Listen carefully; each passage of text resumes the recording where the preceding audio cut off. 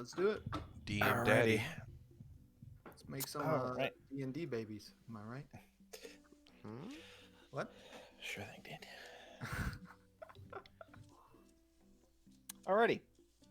So, welcome back, everybody, to Hey. another Tales from the Ancient Texts session. 38. Episode 38, the one where the party gets TPK'd. Let's hope. Except Wrecker. Easy. Wrecker's gonna be so the yeah. first to die. Thanks for playing again. I'll just kind of do a last where we left off kind of thing, just to get right into stuff, because we're kind of running a little behind for kind of unknown reasons. Excuse me, but so basically, last where we left off, you guys had discovered this structure in this desert wasteland of the Plain of Ash. You guys had approached this structure and entered it, only to discover that it was a large hedge maze. The hedge maze itself seemed to have elements of it that were alive and would respond to you. It didn't immediately let you escape, as well as it seemed to take on aggressive and hostile tendencies when you approached it, with some sort of aggressiveness or violence. The maze itself would respond. But inside the maze itself, you discovered a winding, structure of, caverns and long hallways and things like a maze would have. But curiously, at the end of some of these dead ends, you discovered that there are several open, basically almost portals that move to a different world or a different part of your world. It's the same basic stone door structure with wood or with metal inlays, but the stone archway that the door frame is set in is somehow magically enhanced in some ways, and it seems to correspond with the location that it's placed to kind of transport you to.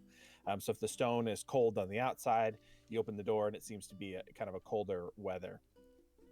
You guys had made your way through some of these areas, solved a handful of puzzles, and approached a new area where Wrecker actually took the leap of faith and went through one of the doors, and you ended up on a beach. And through a little bit of investigating through some of your survival skills, you discovered that there was a group of marauders on this island that were trying to acquire a special creature that was native to this island that you discovered. It's called a flail snail. You guys fought that party, defeated them quite handily, and you are now sitting on the beach.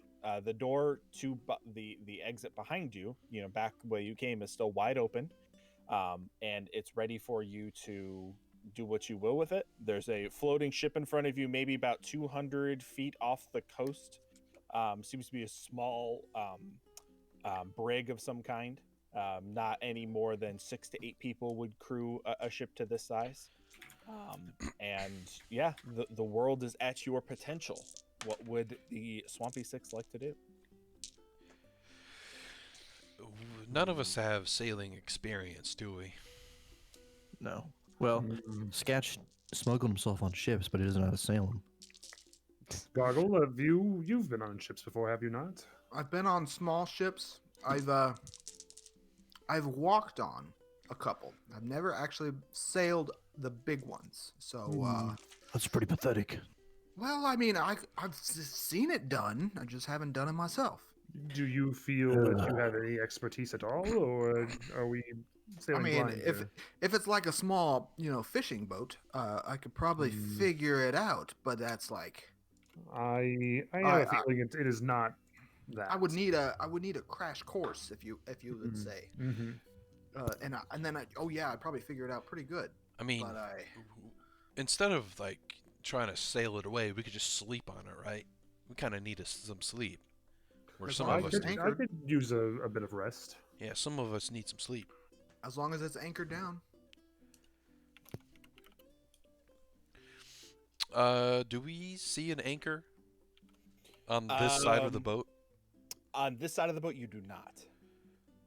Does it appear to be moving at all, or just stationary? It's moving with the waves. It's kind of bowing and moving with the incoming waves that are kind of crashing into the surf, kind of that's crashing into the beach here. But it doesn't appear to be like drifting.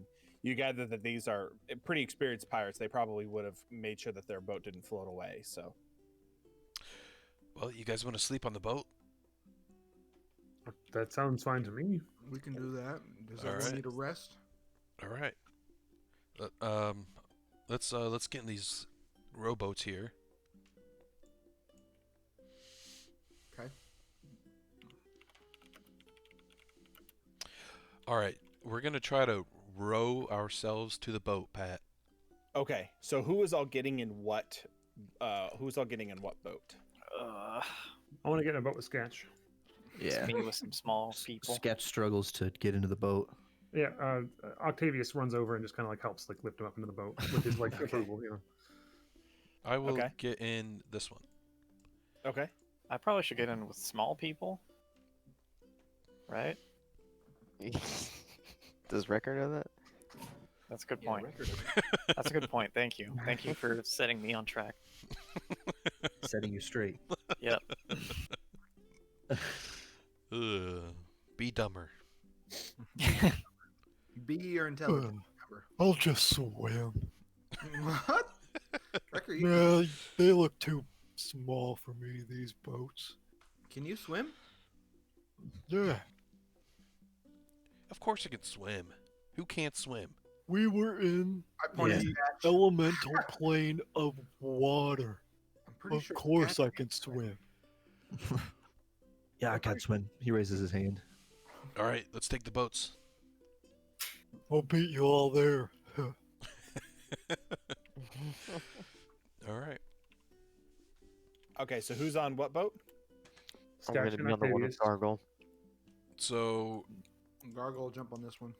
Okay. Poro, this one. Can you move you guys to where the boats you guys are going on to? I guess that makes more sense. It's been so long since we played this game. You don't have that far of a head start, Ben. I kind of do. He's a really good swimmer. While He's you like- guys were complaining about what boat you were getting in, I was learning how to swim. Sketch, what boat are you going in, bud? Whatever one Octavius was in. Okay. All right. So who is rowing your guys' boats then? Octavius will row. Okay. So I need you to make me a strength check. Yes, sir. Just D20 and add your strength modifier to it. Same with you, Gargle. But Got it. your DC is a little lower. What was it? D20 plus my strength? Plus your strength modifier. Yep.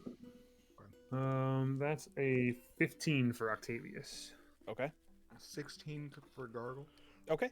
So you see that you guys kind of shove off, and Sketch is sitting in kind of at the front of the I guess that would be the bow of the ship. And he's kind of doing like the at the top of the thing with his hands on his sides of his hips, kind of like a Titanic style, King of the World sort of thing. As you guys push off, you get a few strokes into rowing the boat, Octavius, and you feel he's some pretty heavy boys, some pretty thick boys. As you turn around and look, you realize that the reason that probably is the case is the giant metal and lead gourd that is strapped to the back of one of your party members has significantly weighed it down. And by the time you turn and look in a different direction, your other party members are just about halfway up, and you've made at least a little bit of progress. Okay. So it's going to take you a little longer. These guys will probably get to the boat first. But yeah, so go ahead and you guys make it to about here. Wrecker, go ahead and roll me a athletics check. Okay. I lose my inspiration, correct? From last session, yeah. Damn. All right, nat 20. Okay, yeah. And you guys see almost like oh Wow. my god, my brain is like farting out today. I'm so That upset. guy from the SpongeBob movie. Yes, thank you. David That's Hasselhoff. Hasselhoff. Hasselhoff. just flies to the thing. Like Michael Phelps is just like part fish. Wrecker is as he just beelines it. Wrecker, as you get close to the side of the boat, you actually see a couple of it looks like a pulley system. There are 2 ropes that are dangling down that are attached to hooks that have hooks attached to them, I should say, that are just kind of like swinging kind of gently in the breeze. They're just about like down to the bottom of the water itself. There doesn't seem to be a way to climb up on this side of the boat. There's no ladder, but there are these 2 ropes kind of suspended from these wooden kind of arms that stick out the side of the ship. Can I You try gotta- to climb up one of the ropes? Sure. Yeah. Roll me an athletics check. As you guys make it to the front of the boat here, you guys see Wrecker, in true middle school gym class fashion, try to scale this rope. 9. 9. He gets about 3 feet up before you realize that this has been kind of sitting in some seawater for a while, and he just slowly starts to go down, and he kind of attempts to recover and then slowly starts sinking back down, having a hard time climbing up the rope. You gather the rope isn't really meant to be climbed, more as it's like a way for you to attach the boats. They have hooks on them. Yeah. You guys get up to the side of the boat there, and you see Wrecker kind of struggling to climb up onto this boat as you pull up alongside him. Is there a ladder on the side of the boat? There is not a ladder that you can see on this side of the boat. Nope. I will spider climb up the hull onto Okay. the top. Alrighty. With my Boop, boots. boop, boop, boop, boop. All the way up to the top.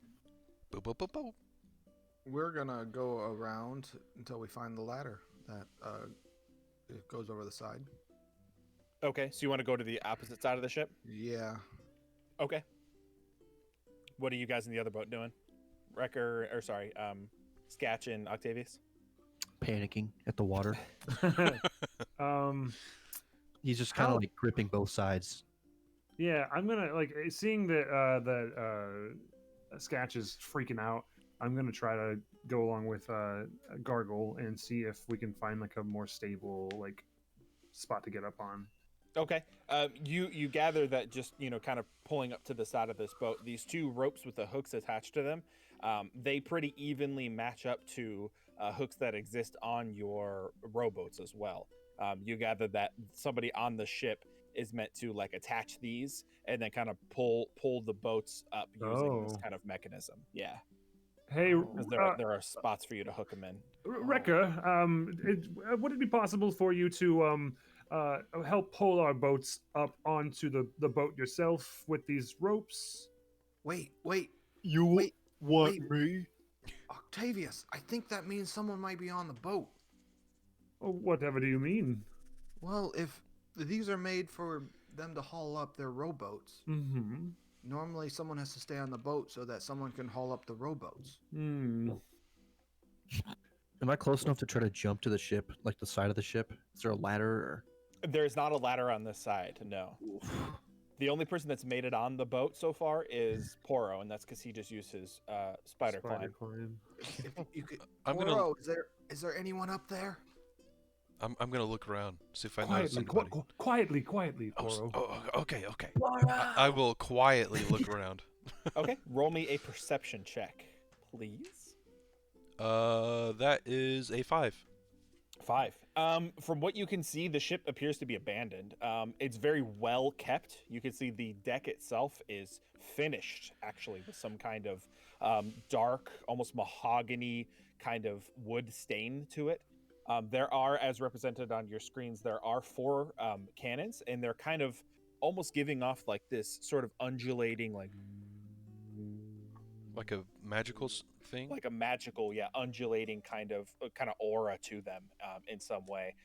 You can see that there's a small square piece of like what maybe looks like some sort of stone potentially that is set on the back of these cannons.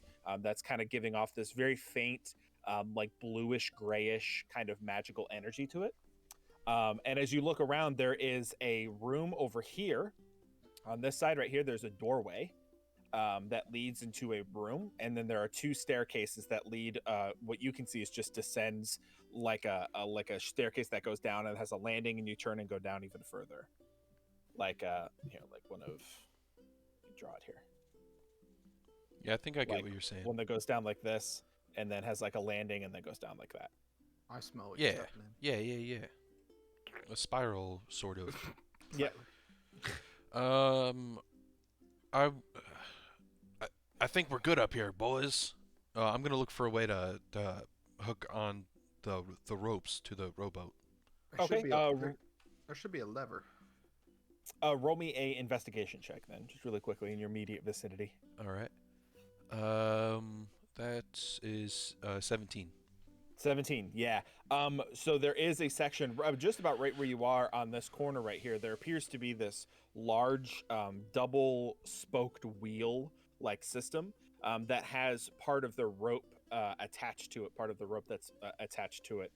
You can see 2 strands of rope kind of move down the side of the ship like this way, and then they descend into the water that way. You gather if you kind of grab the handle on the side of these spokes and kind of turn them almost in like a drawbridge kind of style, that it would raise the ropes and whatever is attached to it. All right.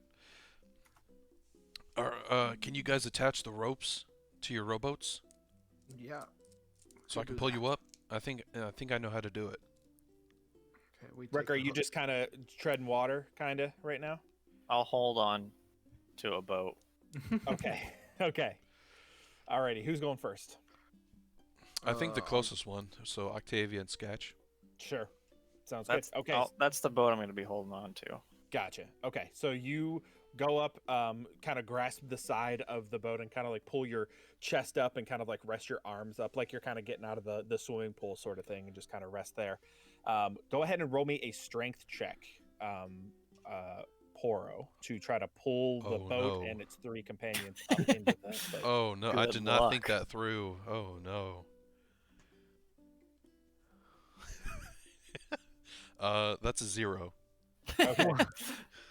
You have negative strength? Yep. You grasp like the metal like pole that you use to pull this drawbridge like system, and you push it forward, and it immediately ceases. And you almost think it's jammed for a moment until you kind of pull it back and go, oh, it's giving. You try it again, and boom, it immediately ceases. It's not moving anywhere. I think it's stuck, guys. Here, how about I get off, and maybe you get off? I'll point at Octavius. Yeah, maybe only Sketch.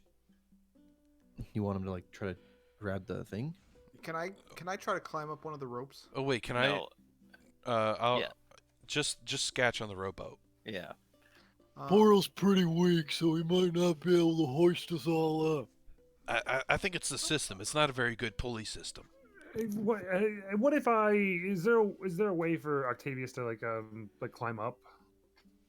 You haven't seen a ladder. You haven't checked the opposite side of the ship yet. There What about could the be another ladder. rope though?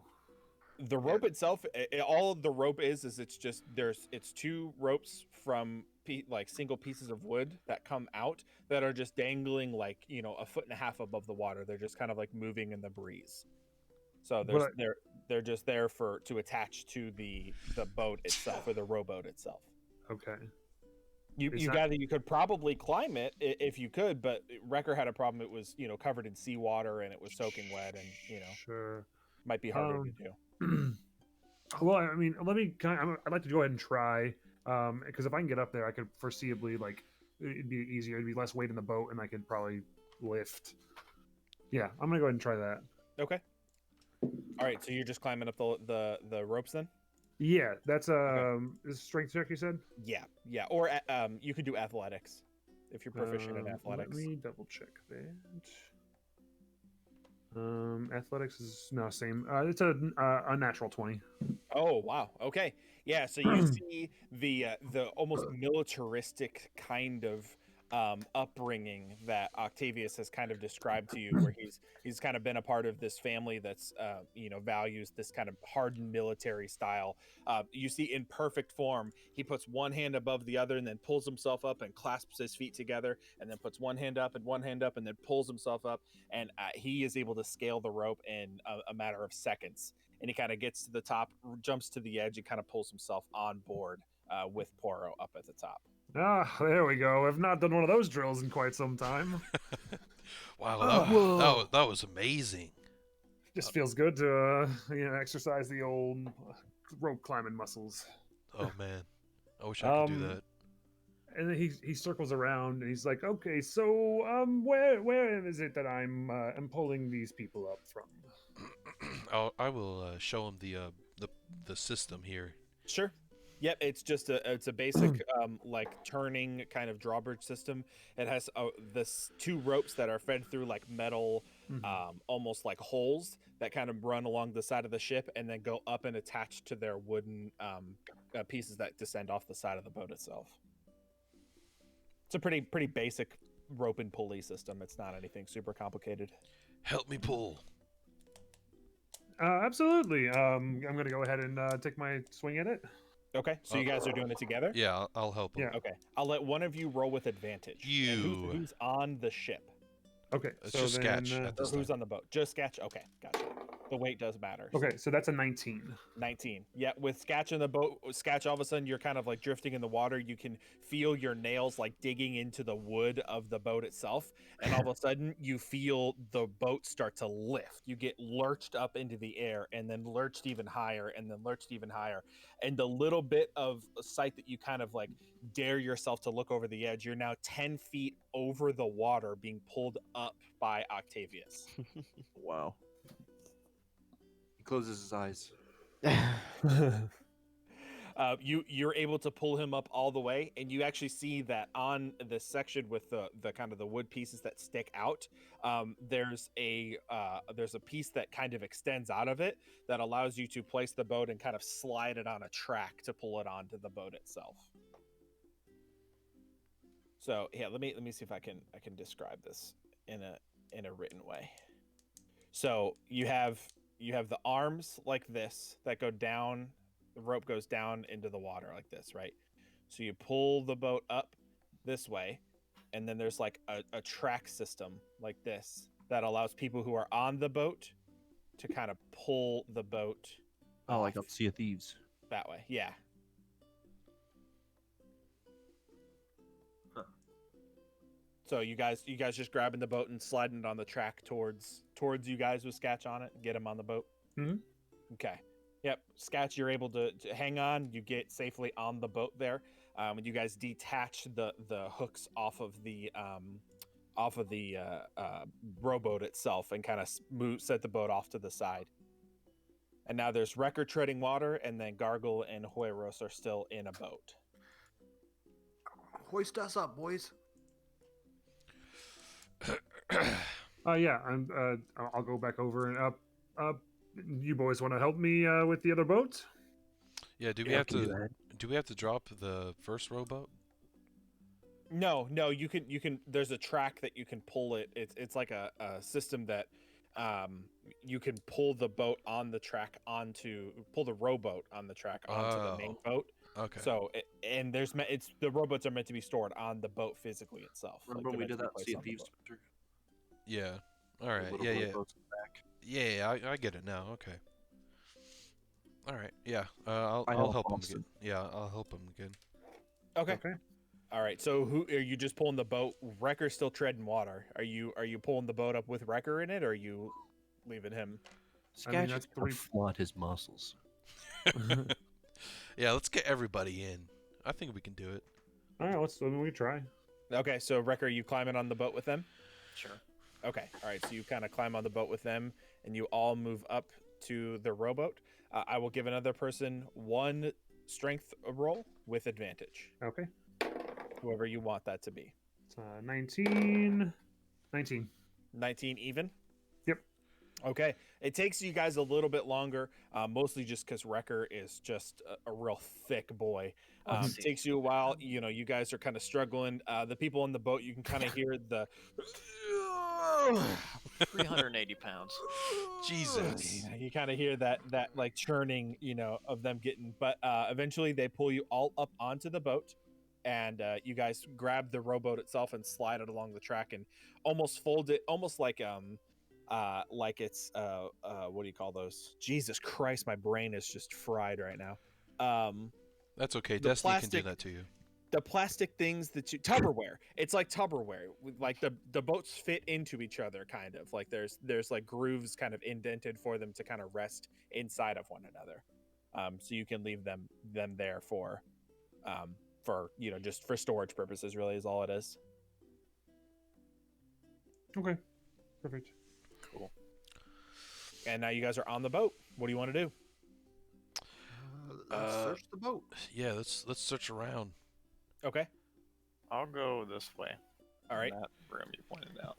I'm gonna go down here. I will go Okay. down Okay. also. I'm gonna go. I follow Poro. The crew quarters might be more dangerous than the captain's quarters. Okay. So you're following there. What about you, Octavius? Yeah, I'm just gonna I'm gonna try to go maybe like below deck and see what's going on down there. Okay, so we'll start with Wrecker since he's the only one that wants to go to the captain's quarters there. So you approach the door, and it's actually a pretty wonderfully crafted door. It's a little bit shorter than you. Your Wrecker's like what, 6'8" or something, right? How Yeah. big is? Yeah. So the door frame itself is about 6'5", so it's a little bit smaller than you. But it's it's a wooden door in structure, but it's kind of has a T kind of cross in the middle of it, and set on the 4 quadrants of that are really beautifully, intricately designed stained glass. On the top left-hand corner, you see not very reminiscent to the beach that you just came from, where it looks like ocean and like a small beach with some palm trees. And then in one of them, you see like an open ocean with the moon and the sun together in the same image. And at the bottom right, you see like a rocky almost shoreline with what appear to be some kind of creatures resting on the rocks. You're not exactly sure what they are. Obviously it's not like a flawless like digital art. It's stained glass, so it's kind of hard to tell what they are. And then on the far side, the bottom left hand corner, you see almost in very dark blacks and blues. You see this really kind of horrific looking creature with like a bunch of tentacles and a beak like a maw that kind of sticks out in like the center of it, with like tentacles kind of moving in and out of it. It's kind of a terrifying visage compared to the rest of the 3, but despite that, it's very, very beautiful. It's intricate and incredibly gorgeous. Huh. Pretty window. I'll just try to open the door. Okay. You reach for the handle and you turn it, and it opens just fine. It's not trapped. Oh, okay. Boat explodes. I just wanted to freak you out a little bit. And as you enter into this, you could pass for a hotel room on the mainland. It's very, very fancily isn't a great word, but it's very intricately and beautifully decorated. There are several cages and various things with some creatures in them, some small birds and things that are flying around in them. There is a small, what appears to be like a bookshelf with several leather wrapped tomes and different maps and different kinds of things on that. There's a single pretty large bed there with some furs draped over the kind of the side of it as well. And then in the center of the room itself, along the back side, remember it's very sort of reminiscent to Sea of Thieves, where there's like a glass window that kind of looks out the back. Mm-hmm. And there's a desk in the center of this area with a large map that's kind of draped across it, amongst a bunch of other ink pens. There's a quill and some dried what looks like to be old kind of fruits, like dried fruits or some sort of like berries or something like that on a plate. Seems to be pretty recently used. This the food has been brought out within the past few hours, definitely. Okay, can I grab some fruit, chop down, and go over to the desk and kind of like look at the map and maybe search through some of the drawers? Yeah, of course you can. So you walk over, you take some of you see there's a few dried apricots. There's a couple of fruits that you don't recognize that when you sniff them, they're a little sour. You pop them in their mouth, and it's almost like a gusher. There's an outer layer of like stiffness, but then when you bite into it, there's like this explosion of like almost citrusy, kind of dry notes to it. That's very. It's almost like like an orange wine. It's very tart and kind of intense, but it's citrusy, and you're like, oh, this is really good. And you kind of snack on them. On the desk in front that is kind of made the most obvious in front of you is a large map. This map appears to be very similar to this. And written on the map itself is circled an island. Oh shit! And in the notes, there's a big red circle in red ink, and it says creature ? 10 to 12 legs ? And heated ? And there's a very crude drawing of what appears to be this elongated, several-legged creature. Probably stands anywhere from like, I don't even know, probably 30 to 40 feet in length. Just by judging by like the kind of context clues that you get from it. And it's got 12 kind of legs that are drawn attached to it. It doesn't seem like the person that drew the note is the same person that drew this caricature of this creature, but it's pretty menacing nonetheless. Am I by the map, or is Sketch by the map, or is he? He's by himself. You went. I thought you said that you went down with everybody, but you can be there with him if you'd like to. Yeah, I want to be there with him. Okay, yeah, sure. So you, as you're kind of examining this map record, you see Sketch kind of throw open the door a little bit and walk into the captain's quarters. Hey, check out some of this fruit. Pretty good stuff. Oh. You hand him one? Yeah. He bites on it, like the can. Yeah, it's pretty delicious. It tastes very similar to. It's kind of almost has like a fermented alcoholic taste to it, but it's pretty dry and kind of citrusy. There's some orange and like lemon sort of tartness to it. Hey, check out this map too. I think I recognize one place. It says Port Calvus. Sketch looks at it and he can't read. He squints. Oh yeah. He But has this no idea. is circled. Maybe that we're here. Looks at that. Oh yeah. God.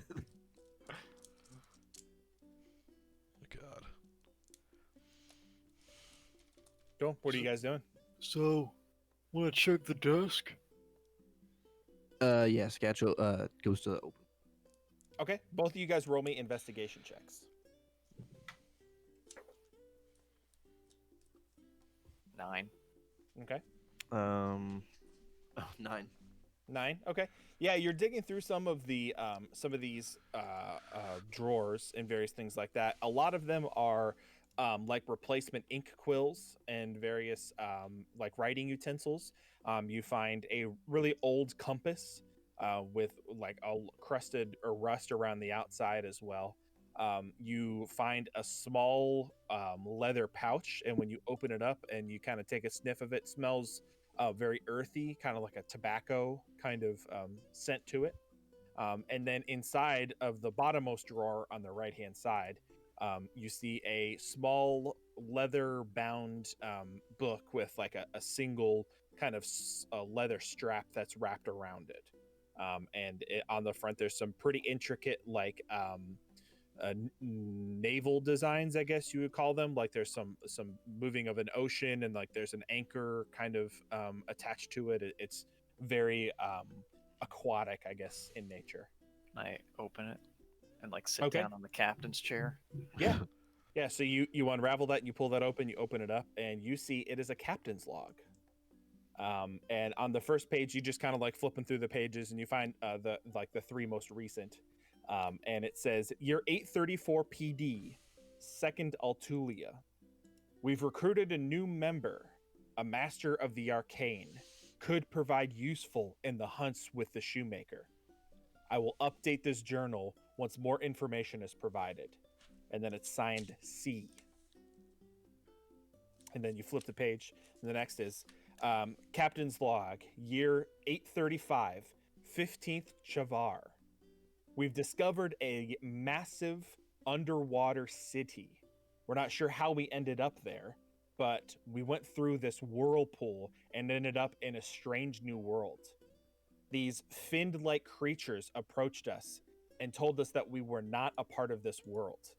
Eventually, we convinced them to allow us to escape, but we had to dump all of our goods on into their town. We won't be returning anytime soon. We lost 2. Do you continue reading? Hey, Sketch. Yeah. Think these idiots went into the water dimension. And I'll continue reading. Okay. Sketch, and the Sketch comes up and looks behind his shoulder. next is year 835 PD, 18th Fasuren. Thank God I don't have to pay taxes to that idiotic empire any further. Grievance's call was a waste of our time, and although the oh shit, I missed.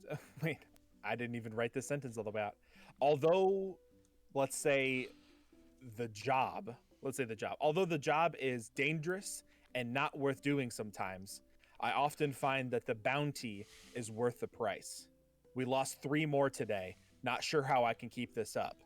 I'll send a note to Betty soon. God, I didn't even finish writing this stuff. I gotta do better with that. Okay. And then the last entry, before, like, there's more pages that are kind of like that continue on afterwards, but they're all blank. There's nothing attached to them. And this is recent if you guys are keeping track of the calendar that we're in. You see 835, year 835 PD, 5th Bahatimus, which is the month that you are currently in case you didn't know. It says, we got a new contract.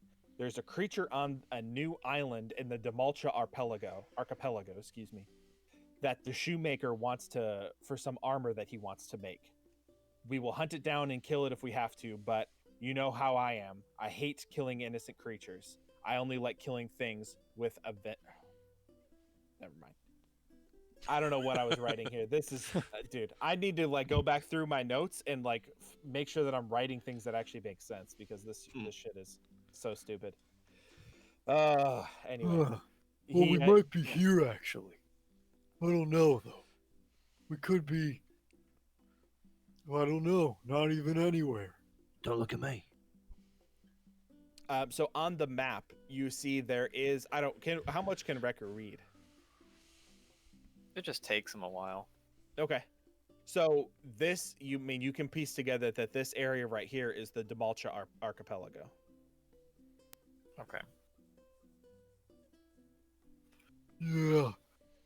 This looks like it has the same letters in it. I think we may be here. Kind of far from the port. So we might have to go back. Leave the boat. I don't know. Can't leave the boat. Well, I don't know how to sail. Figure This it thing out. doesn't. This thing isn't telling me how to sail. Maybe Poro. No, he's smart. Yeah, maybe. Is he Well, though? He You thinks want to he see if this place has any more food? Maybe some good stuff. Yeah, lead the way. Can we just like search the rest of the captain's quarters? Sure. Yeah. Go ahead and roll investigation checks, both of you. 0. Damn it. 6. Okay. You're not able to find anything else other than a large, what appears to be some kind of foot chest at the end of the bed itself. A foot locker. All right. Well, At we'll the end of approach the bed that. itself. How about? Okay. All right. As you kind of approach, it's not really a chest necessarily. It's more like a wooden box. It's a little bit. It's about double the size of your typical shoe box, and you can see it as a small metal lock on the front of the box itself. It appears to be sealed and locked. Kind of just bash the top of it with my warhammer? If you'd like to, sure. Because Go you ahead said and it's wood, right? It is wood. Yes. Okay. Yep. Go ahead and roll a. This would just be an attack, I guess, against the AC of the box itself. Okay. 8. All right, you wind up and you make impact on the box itself, and you can see a little bit of like the wood has splintered inwards, but hasn't quite opened up completely. But you're doing a decent amount of damage to it. Maybe shoot it. Oh, okay. We'll shoot it. Yeah. That was a DM gasp right there. No, not at all. 21. 21. Okay. You kind of like put your gun at point blank range, and you kind of explode. You guys, as you're descending the stairs down to the lower level, you hear this from up top above where you left Wrecker and Sketch above.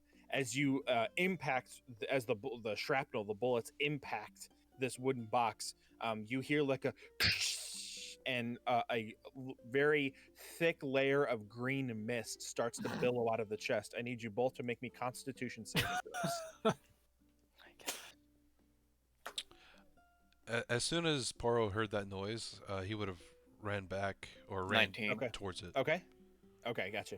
14. Okay, 14 fails. You are going to take some damage. You're both going to take damage, but.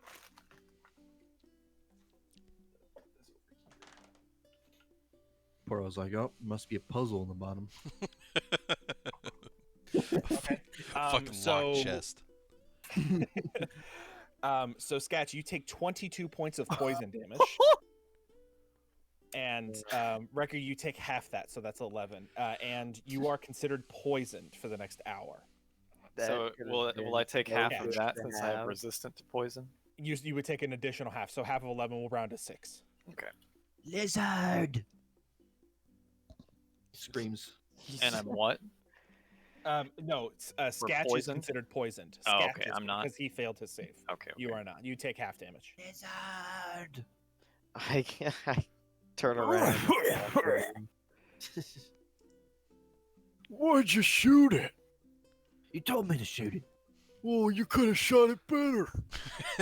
Point blank. Shoot it better. Oh god. I'm heading over there to investigate. Okay. Yeah, you guys hear this cacophony, and those of you who've turned around to kind of go up to investigate, you see Sketch and Wrecker kind of stumble out. You see Wrecker like brace his arm against the door frame as he's like just coughing up a lung. And Sketch, as he emerges from underneath Wrecker's legs, is like this. His face is like this, like pale, like greenish, whitish color as he's just coughing feverishly. What the hell happened, guys? I shot a chest. Yeah. You shot a. So you didn't. So it was locked, right? It was locked. Yeah, trying to break it open, And, then it didn't. So then I told him to shoot it. And I shot all right, guys. From now on, follow us, okay? No going off on your own. I need the lizard's magic juice. Yeah, he needs help. What is wrong with you? We found good stuff. What'd you Let find? me tell you. There's a Well- map down there. We found fruit. There's a map. There's a map. There's something called Port Calvis. It's Callus, Port Callus. Yep, that's the port we were at. Doesn't And I say. think it says we're at the Demalta Archipelago. Oh, okay. Archipelago? You're getting closer. Yeah, I think that sounds right. That's pretty good. You're getting closer, Wrecker. Archipelago. Archipelago. Archipelago. Okay. I will see if the poison is still in the air. in the No, room. after, by the time you guys have gotten there, it's dissipated out into the air itself. So Oh, okay. That could have been such poison. I'll search the room for the map that they were talking about. Okay, yeah, no searching required as you walk in and kind of, scan your eyes from left to right across the room. You see the map. It's quite large. It actually, in the table itself is maybe, I don't know, like 4 feet by 5 feet, in length, and width. And the map itself, actually, you can see the corners and edges are draped over the table itself. The map is pretty large. It's pretty massive. I'm Um, gonna. I'll take a look at it, and Okay, then roll and then an investigation grab check then. it. All right. What were you doing, Hueros? I'm bandaging up. Just trying to figure out what's up with this poison and everything. Okay, so are you trying to heal them, On or are you just trying to Sketch. figure out what's wrong?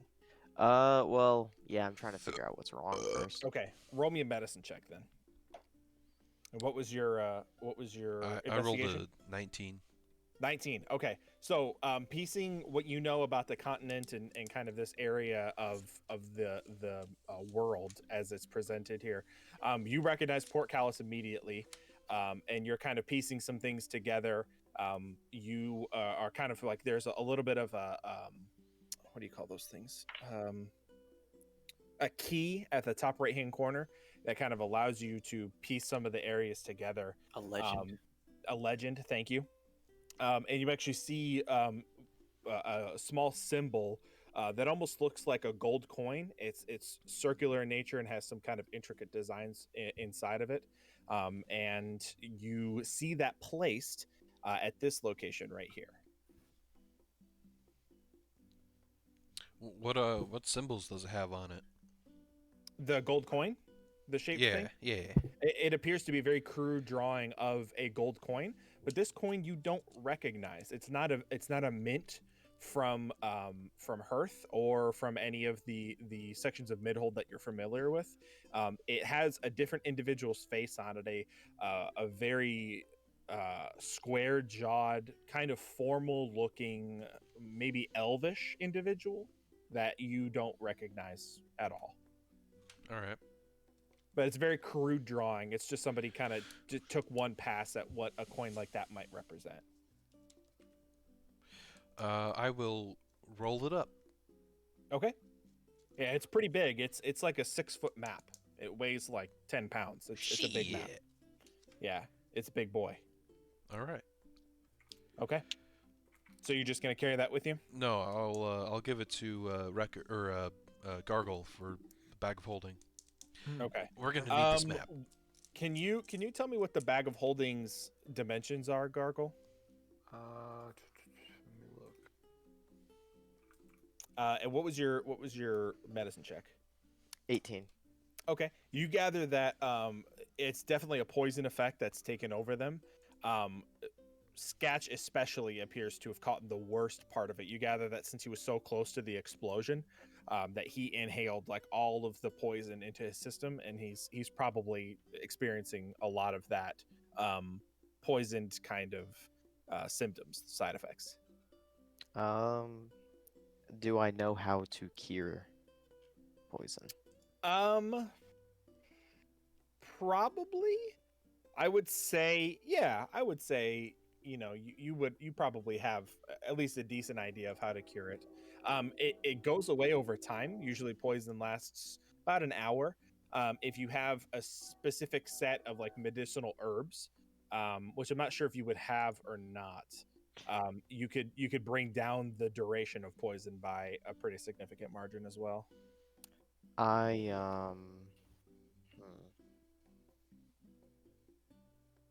Do I not? Oh, no. I thought I had lesser restoration on my spell list, but I think I took it off.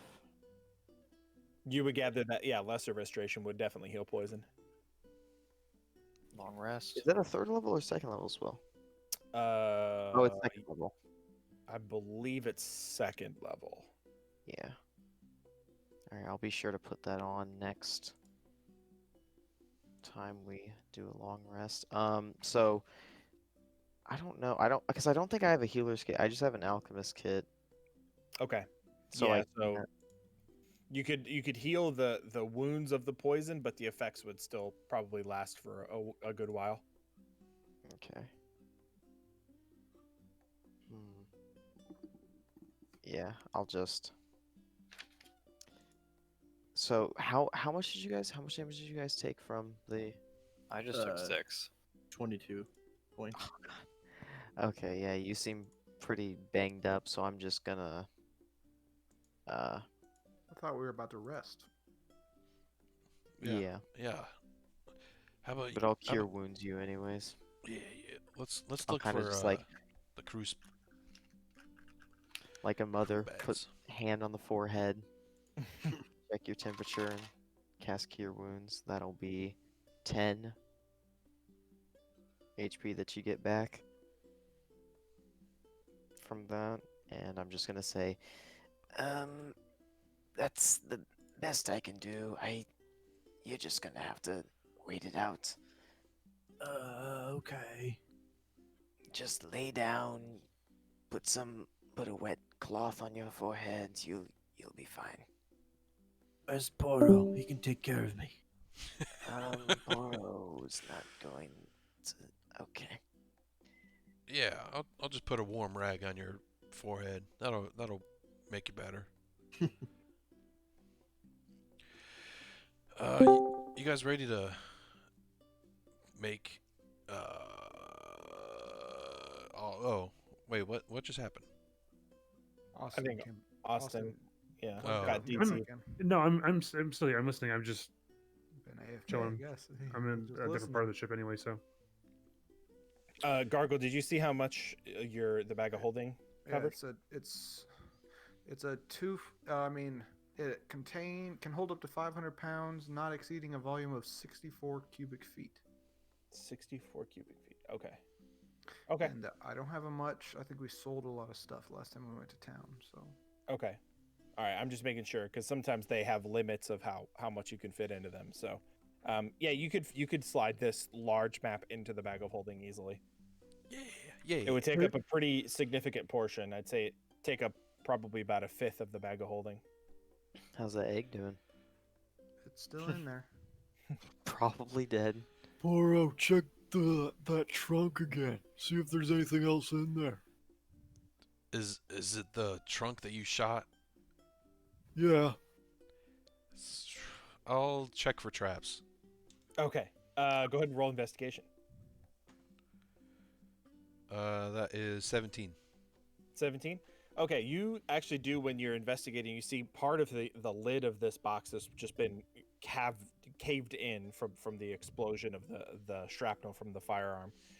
You do see that there are what appears to be remnants of a small like glass vial that still have some like green like brackish liquid attached to the edges of them.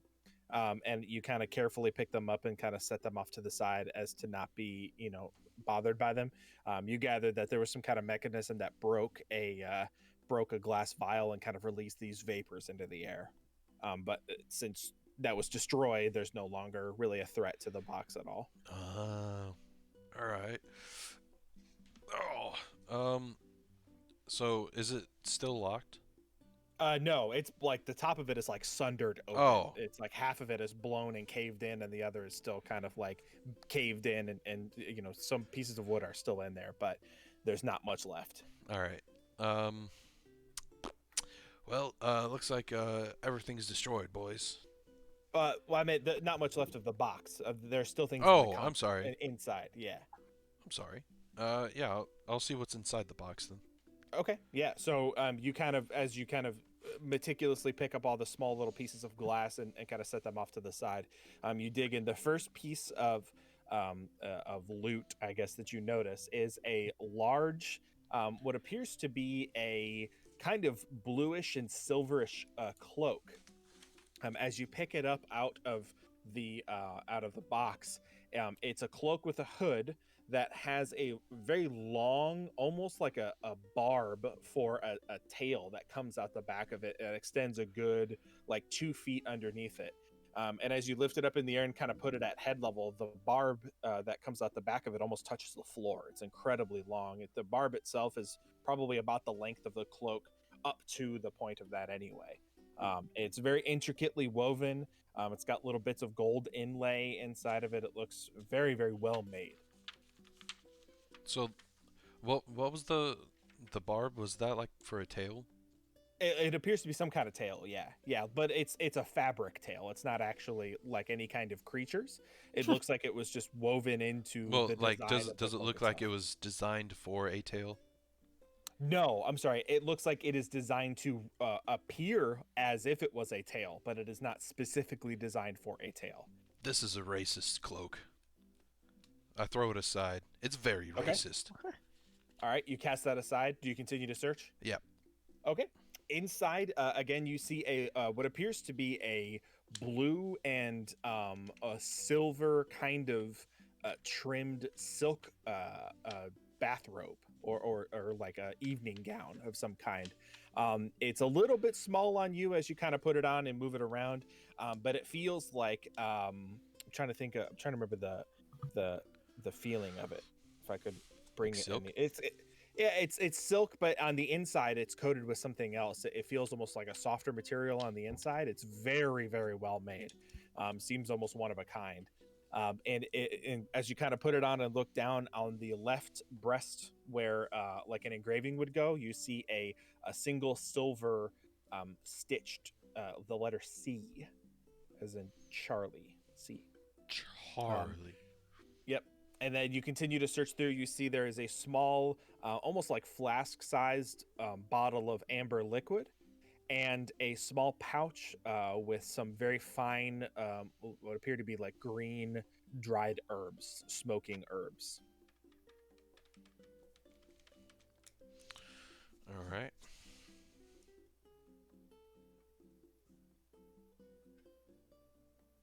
And that's all you find in there.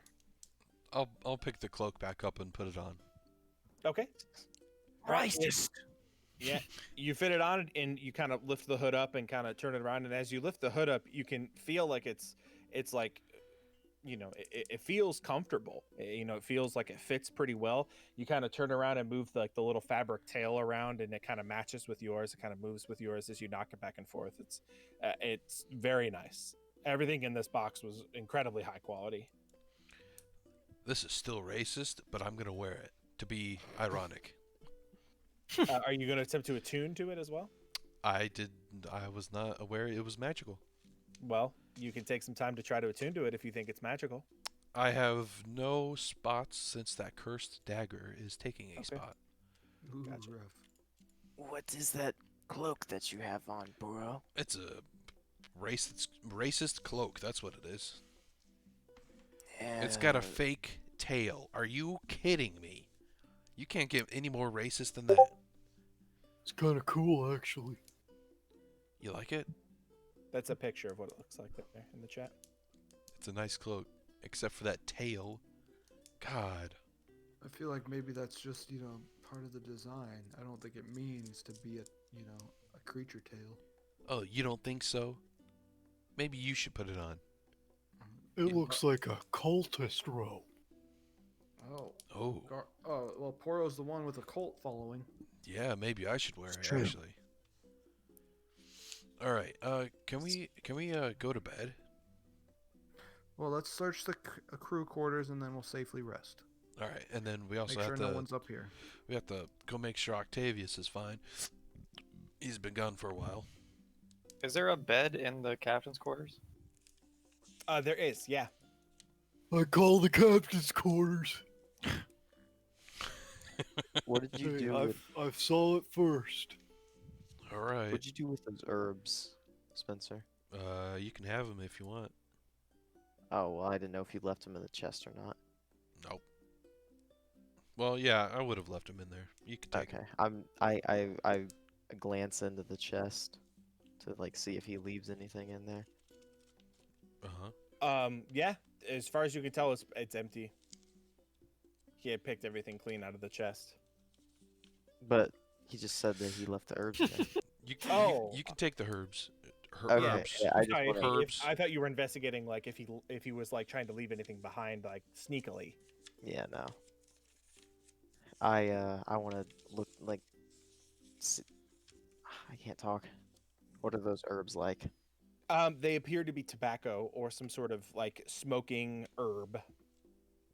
Like some sort of thing you would put in a pipe or something. Like that. Weed. Do I know how to roll a joint? I'll bet you do. Probably. You talking about Levi or you talking about Hueros? Wayros. Levi definitely knows. Levi Stoner child.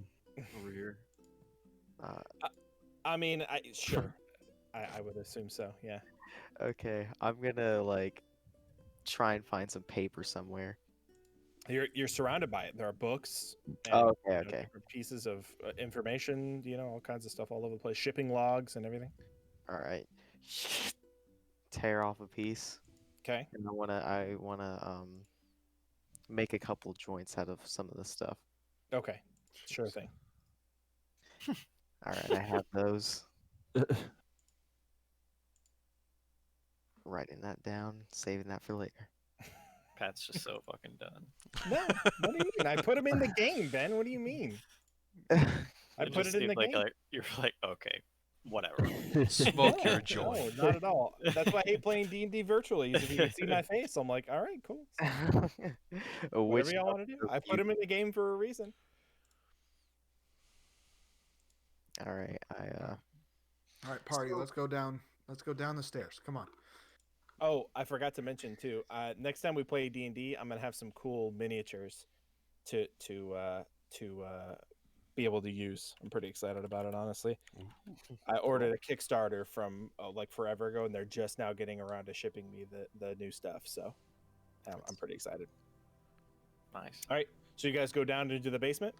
Sure. Yeah, that's where Octavius has been. Like while all that stuff was Okay. going on. Yeah, so while this is going on, you descend down and you kind of turn into a landing. And as you make your way, you kind of turn and descend further down. This appears to be a large storage room slash like a living quarters for the rest of the crew. Okay. There are large boxes and barrels. Some of them are open. And immediately as you come down here, you get just this very aromatic smell. It smells almost like you walked into like a curry restaurant. It's just like there's a lot of aromatics, you know, in here. Smells very delicious, really. And as you kind of descend further down, there are bunk beds. There are 4 of them in total.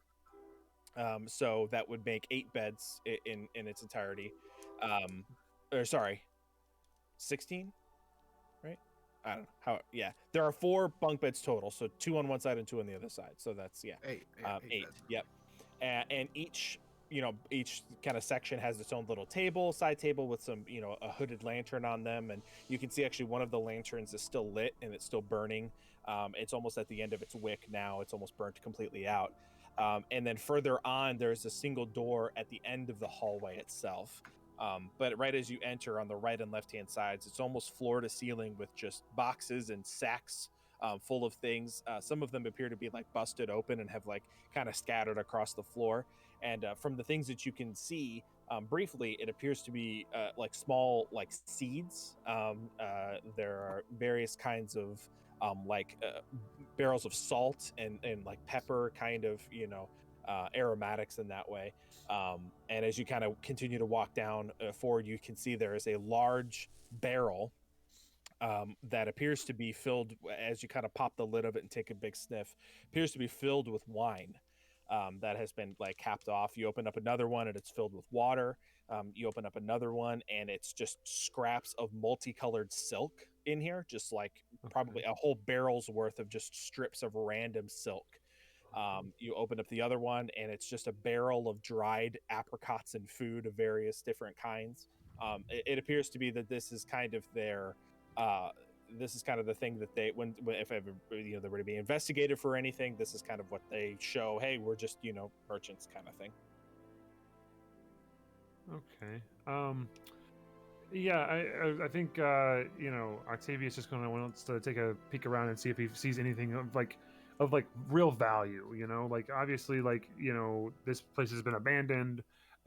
Just to kind of see what's around here. Is there anything that I could maybe take or use for myself? Okay. Go ahead and roll investigation. Okay. So my investigation is a -1. 4. Okay. You begin to pull open some of the drawers and things like that of the dressers that are next to the bunk beds themselves, and you go to reach for a handle, and as your handle wraps around it, I need you to make me a Constitution saving throw. Ooh, all right. 18. 18. You reach for the handle, and you, as your hand wraps around it, you hear a sound, and for a second you think, "Oh shit, am I dead?" And then you realize, "Oh, it just came from upstairs. It's probably just them."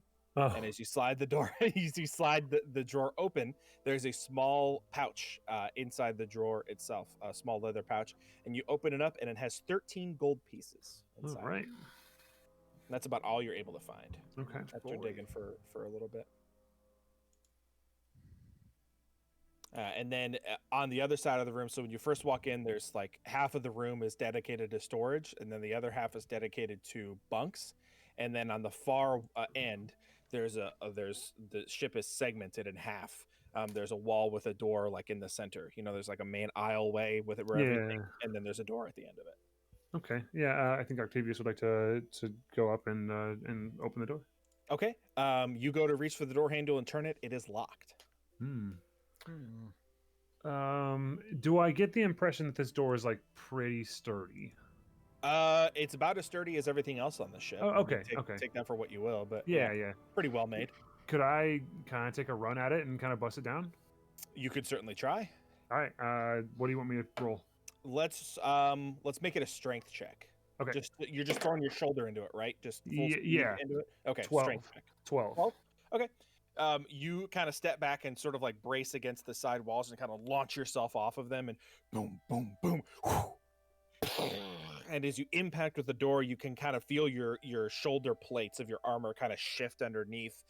You hear a of the wood splintering, and you can see you left a not insignificant damage in the wood itself. There's a large line of damage about halfway up the door that goes all the way down to the bottom. You've almost like split it in twain as you've kind of thrown your body weight into it. But it seems like the hinges and the deadbolt that are attached to this thing are holding pretty well. But maybe Okay. throw another shoulder into it, you might just go through the middle of it.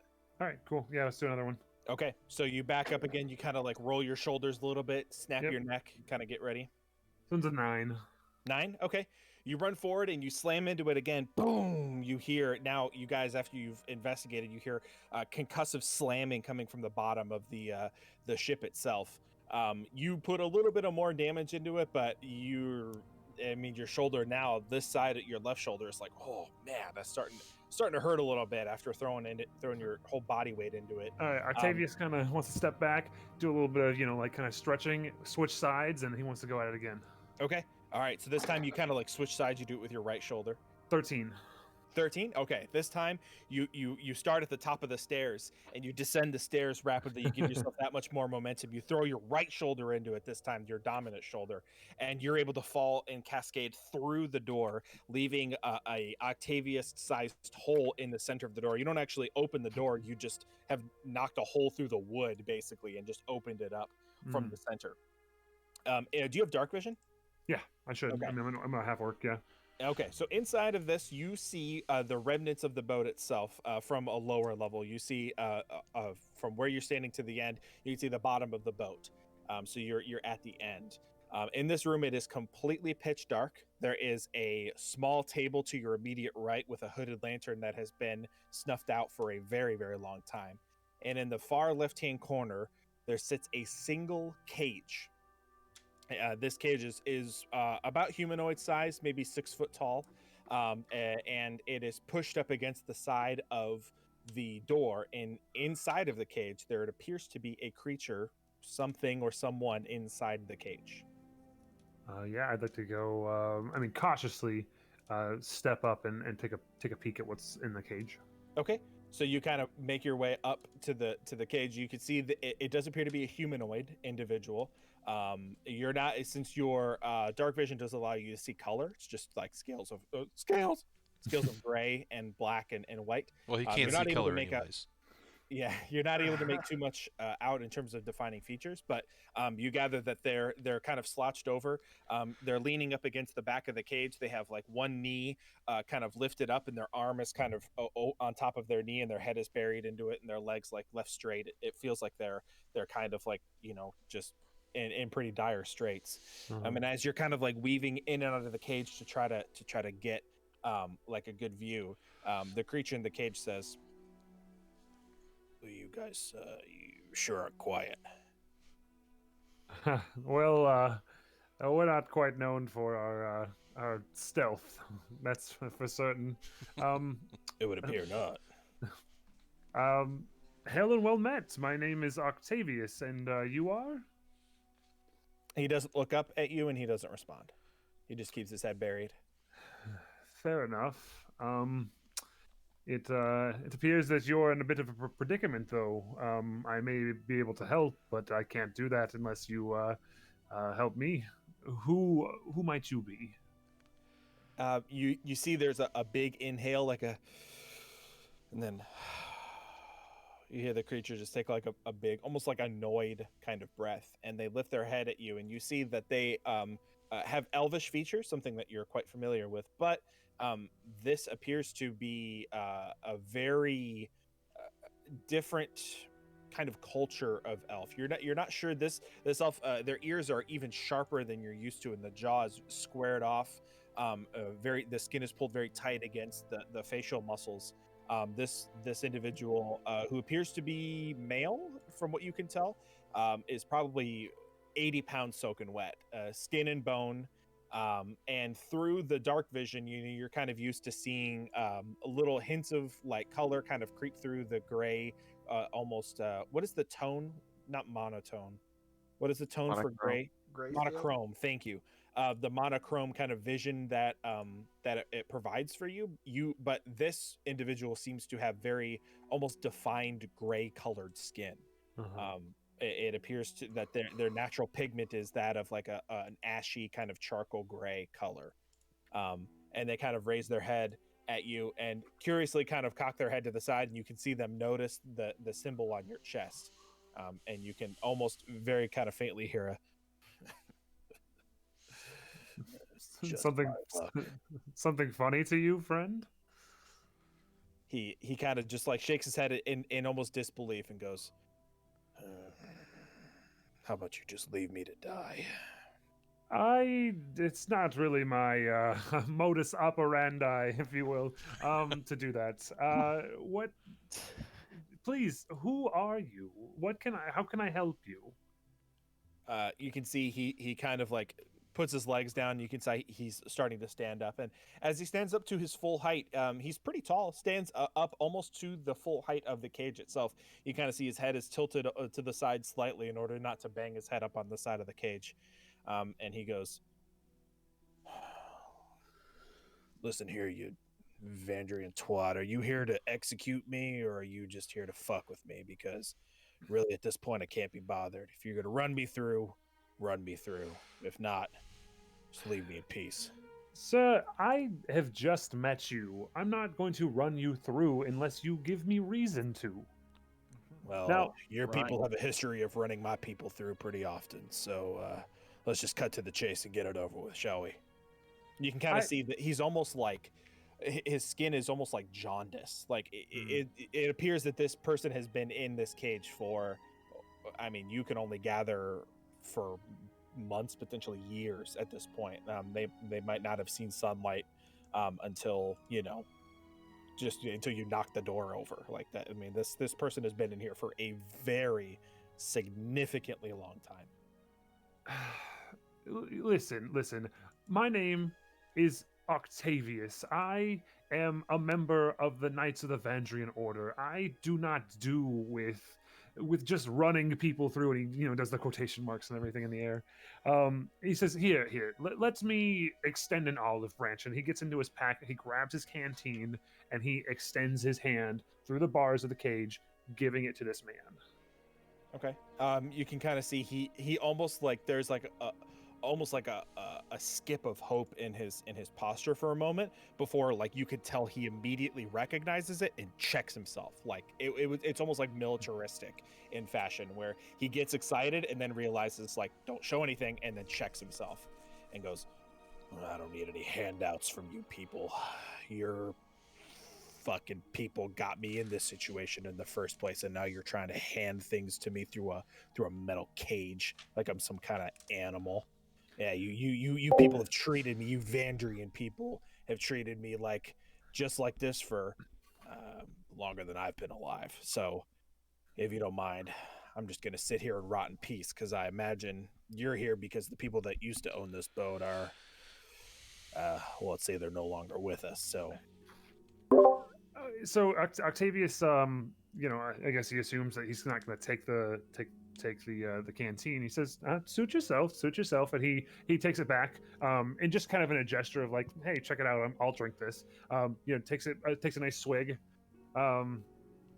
screws it back together, and then he like gets down on his knees and sits cross-legged in front of the cage, and he like props the canteen in between the two of them, like reachable between the two bars of like the cage. Okay. And where are you sitting again? Yeah, like okay, like enough out of reach, but like also Octavius isn't particularly scared of this guy. Like just like kind of in front of the cage. He's just like sitting, so he's like down on the floor in front of this cage of this man, like kind of getting down on his level in his own way, Okay.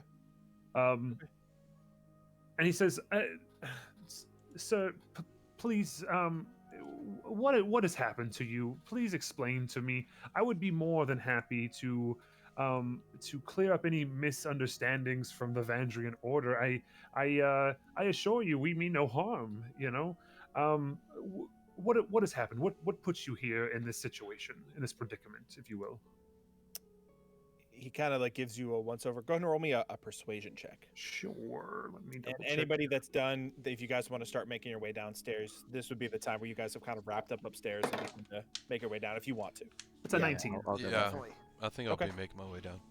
So you guys, as you guys descend the staircase, you discover Octavius is kind of sitting in front of this individual. What did you say? You had 19? Yeah. Mm-hmm. So this individual kind of, gives you a once over and seems to be sort of fixated on that Vandrian symbol on your chest. Seems a little uncomfortable to it. And then slowly makes their way to the edge of the thing, and then like in a flash, like you weren't even sure you saw the person move. They swipe the thing and unscrew it like in an instant and kind of sniff it, pours a little bit out of the top of it and sniffs it again, and then like slowly takes a drink of it and then like screws it back on and sets it down. There you go, pal. There you go. It's nice, huh? He doesn't respond. He's just kind of like he's kind of tossing between you and the Vandrian symbol on your chest.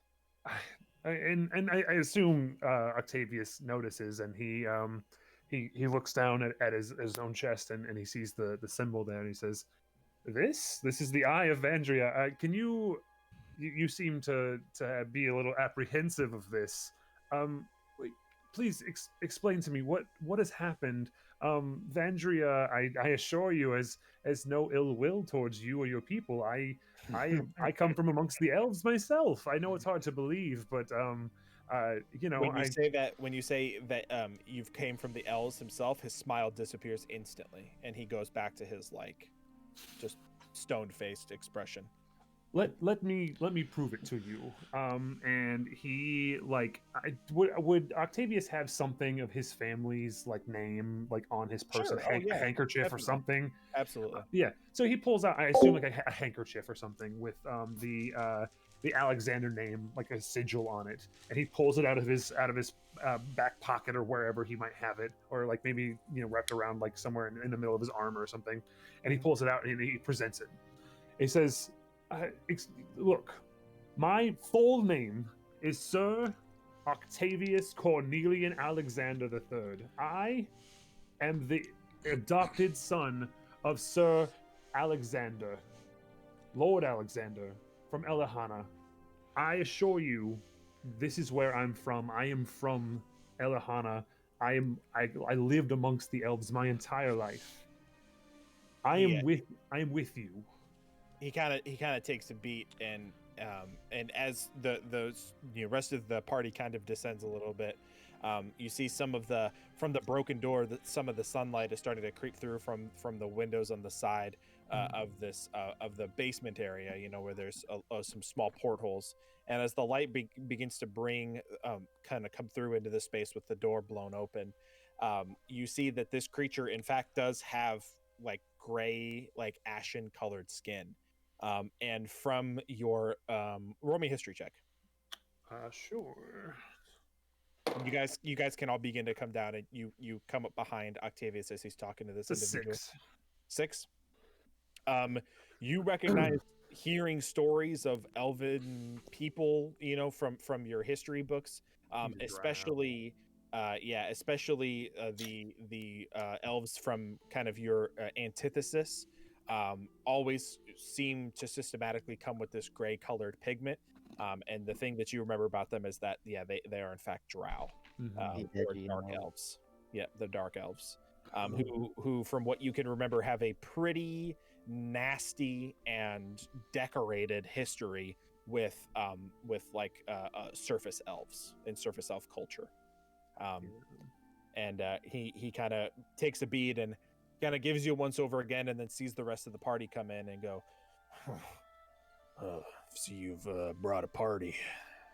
We these are my friends. We are known as the Swampy Six. Have you heard of us? He kind of cocks his head at you briefly and goes, "Where are we?" I'll be honest, I'm not sure. We were where? How do I explain where we were at in the beginning? I'm still kind of not totally familiar with the base map of the game. So, so you guys were. I'll move you guys back. I appreciate it. So you guys were. Oh, Felix. Yeah, right playing. here? Yeah, playing a dash. Okay. And it seems that you stepped through a door and now you're here. Oh, okay. Honestly, I'm not sure where we are currently. I stepped through a portal somewhere near the end of the Plane of Ash, and this is where I've been teleported, I assume. I'm not exactly sure where here is. He kind of nods his hand, almost in like recognition and understanding of what you're saying, and he goes, "Yeah, shit can be fucked like that, can it?" It sure can. Listen, two things have got to happen here. All right, you can either let me out of the cage and I can go on my way and try to find rescue from wherever we are, or you can leave me here, give me some food and some water, and just let me die in peace. But either way, it's time. We've made a decision, so I'm not making any decision until you tell me who the fuck you are. Now you can drop the tough guy act, and you can tell me who you are. I want to help you, but I'm not going to do so blindly. A little bit of like a smile kind of curls on the corner of his mouth, and he kind of like subtly nods his head and goes, "Yeah. All right, if it'll get me out of this fucking cage, so be it. My name," and he kind of like shakes his head. It's almost like he's like fighting every urge in his body to like not share information with you. He's like, "My name is Moral." Moral. Coral? How do you spell that? Morl. Okay, thank you. Moral. Did you say Boral? I'll type it here. Boro?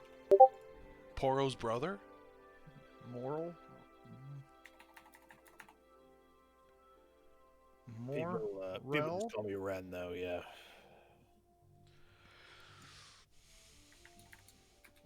Well, congratulations, Ren.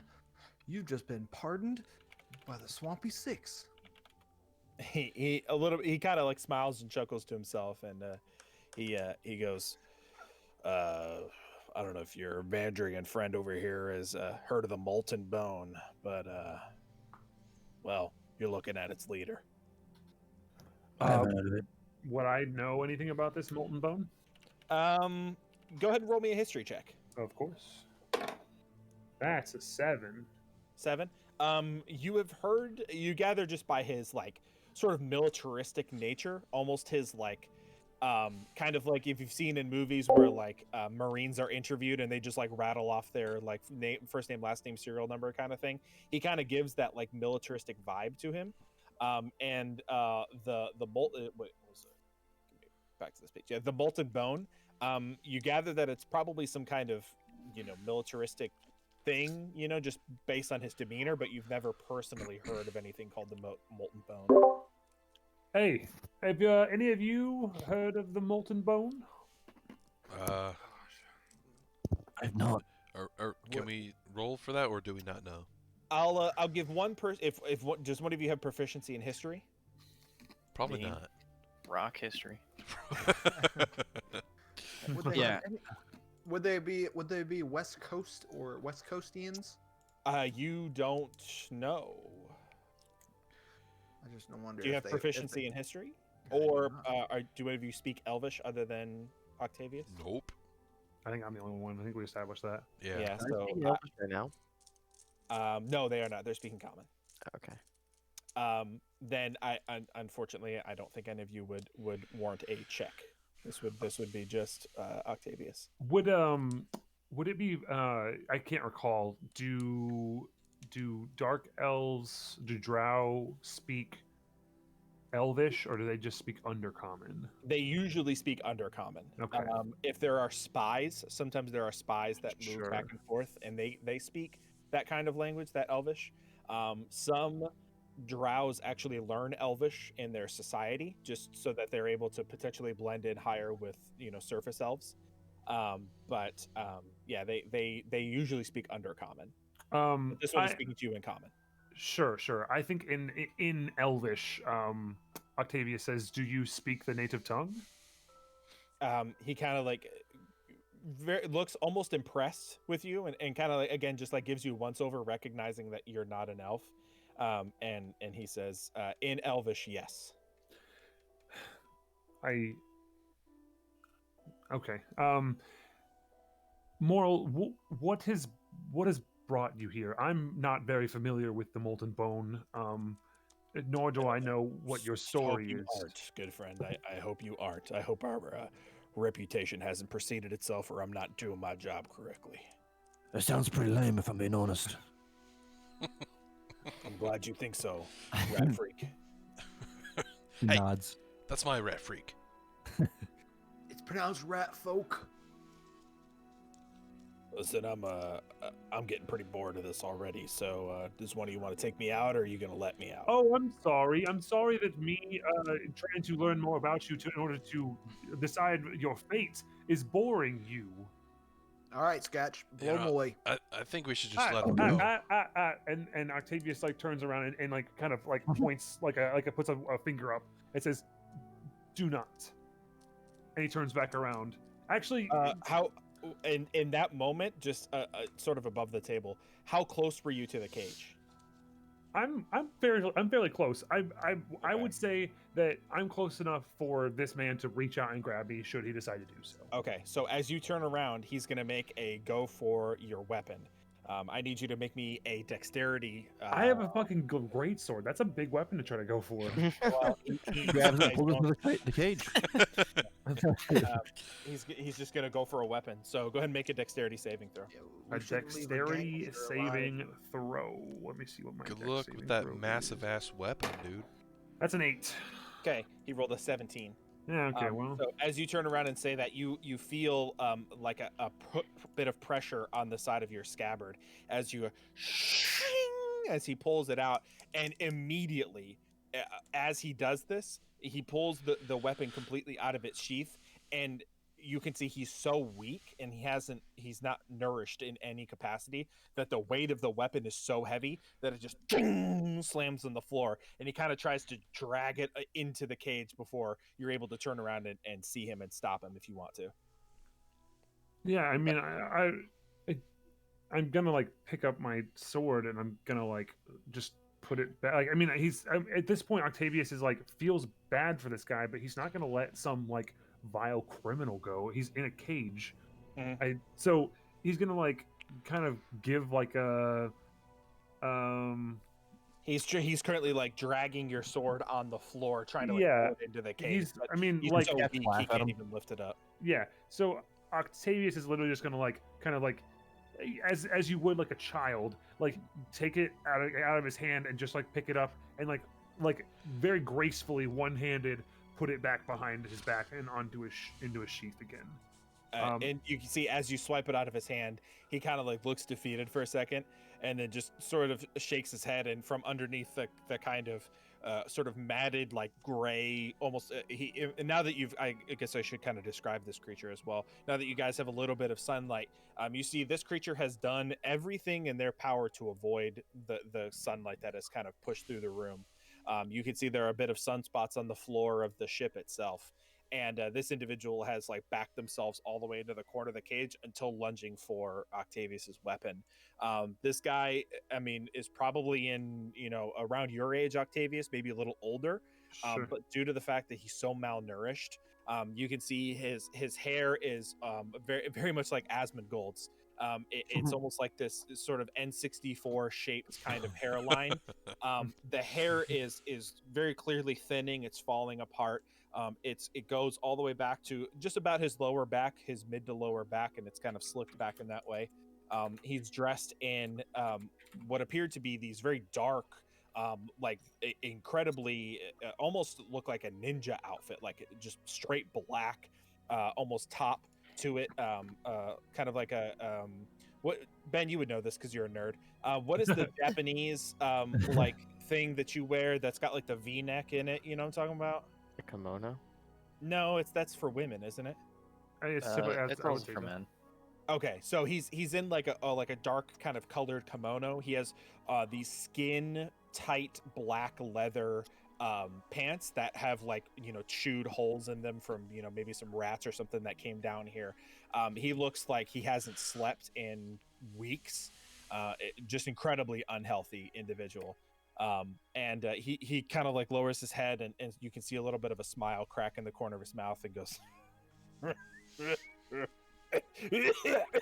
you see he like coughs up this just nasty, just very sick, just coronavirus kind of cough, and goes yeah, I had to try, I had to try.